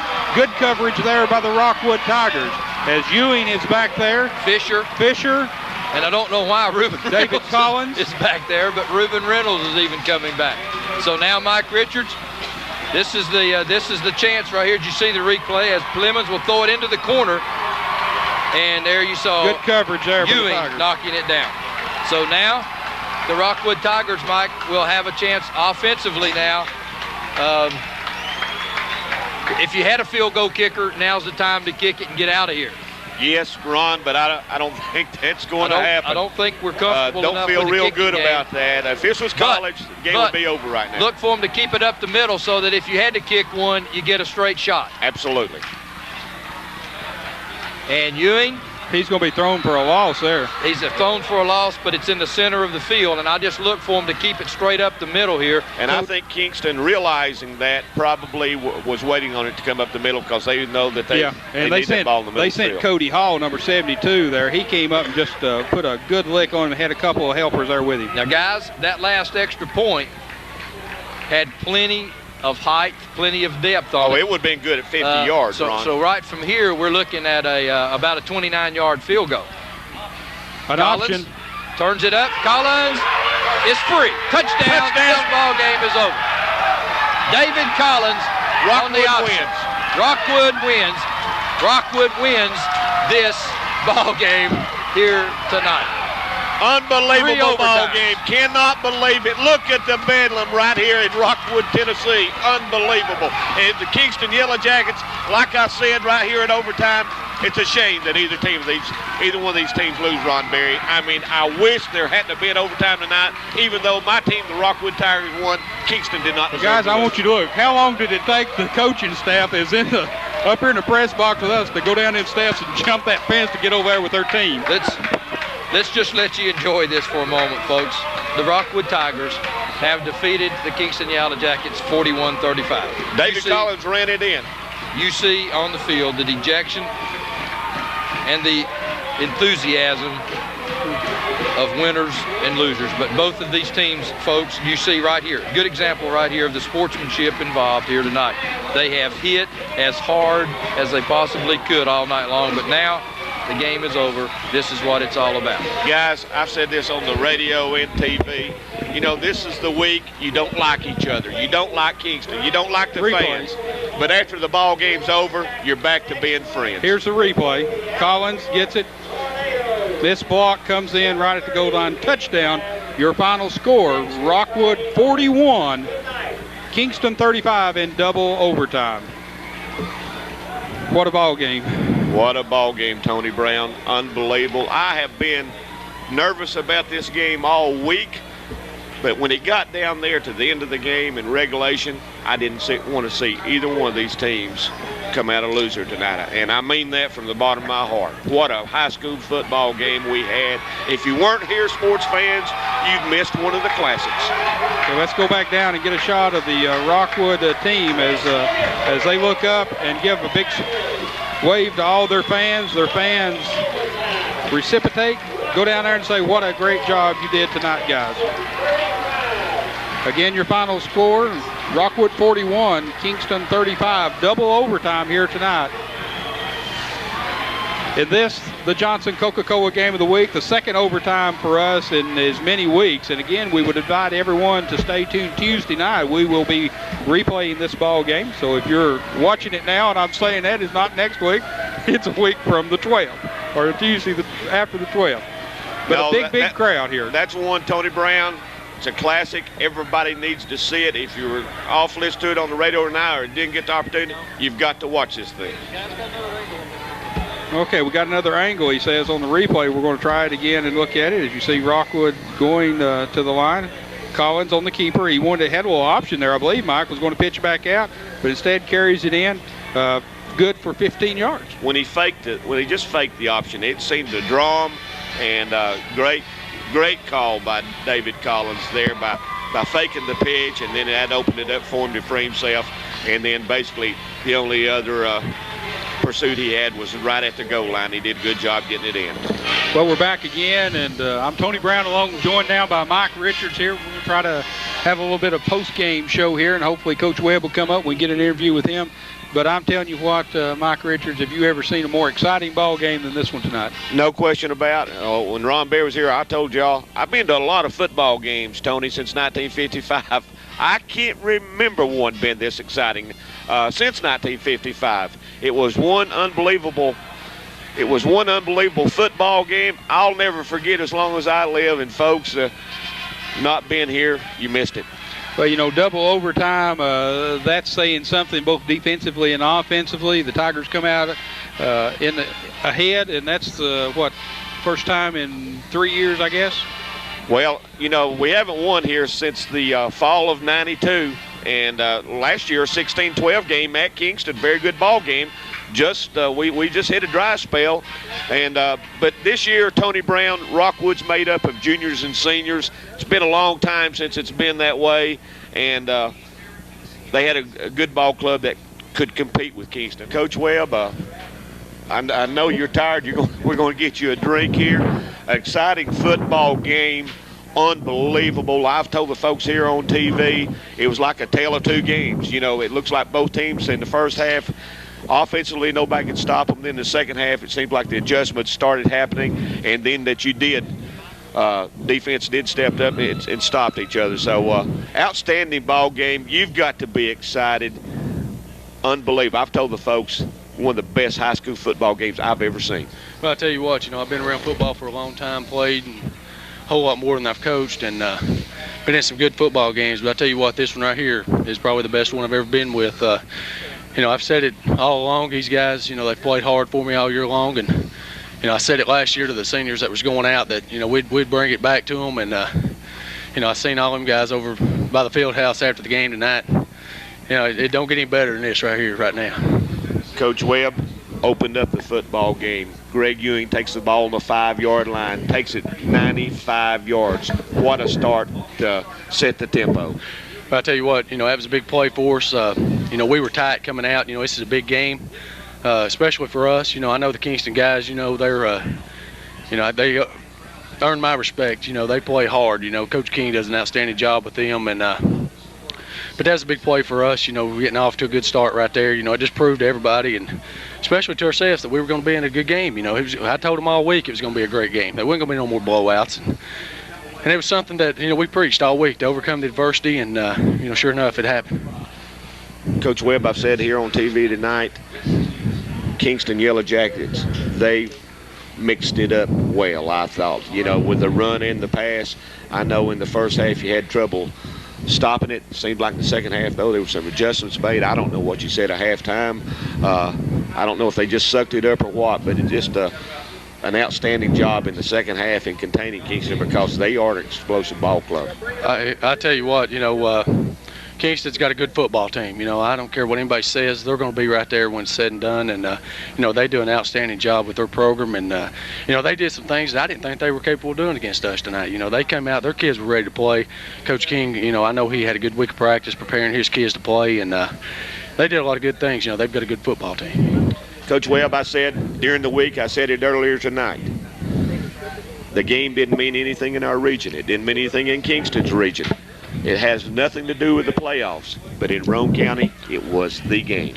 Yeah, by far, this was the game. Probably, the game for a long time around here. A lot of people's going to remember this one. Hey, this place was packed, man. I mean, it was great to see these people up here with us, and Kingston brought a huge crowd. This is the most people I've seen here at this field in a long, long time, and I know you've been here a long time too, and I believe you can say the same thing. We opened some people's eyes tonight, showing that we're not, just passive, and we're going to think about this one the rest of the weekend. But come Monday, it's going to be all Alcoa. Coach Webb, I know you're tired. I know you're happy. I know you're excited. You want to get back there with your ball club. You need to talk with radio here. So at Channel 7, we appreciate you coming up. Congratulations again on an outstanding victory. And next Friday night you have Alcoa, and I know starting tomorrow morning you're going to be getting ready for them. Yeah, we sure are. We're going to start. I'm going to start tomorrow. I've got to change films in the morning, and I've got to be with you in the morning also. But we're going to get ready to go. I'm going to prepare just like everything else. I'm not going to sit on this. We're going to forget about this one here in a couple of days and be ready for Alcoa next week. Congratulations, Coach Webb. All right, thank you, Mike.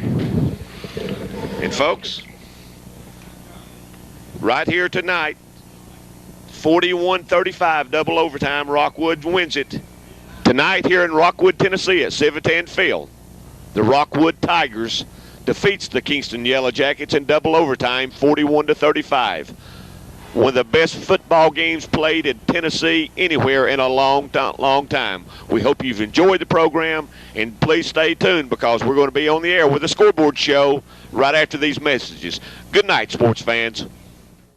Everyone knows OEB helps people who get hurt when someone else is negligent. But with the coronavirus pandemic, you may be afraid to leave your home to get the legal help you need. As always, we're committed to keeping you and your family safe. So, we want you to know that we can handle your case almost completely electronically. All you have to do is call. The future may feel uncertain, but we can get through it together. Call 546-1111. We're here for you. 546-1111. Call today.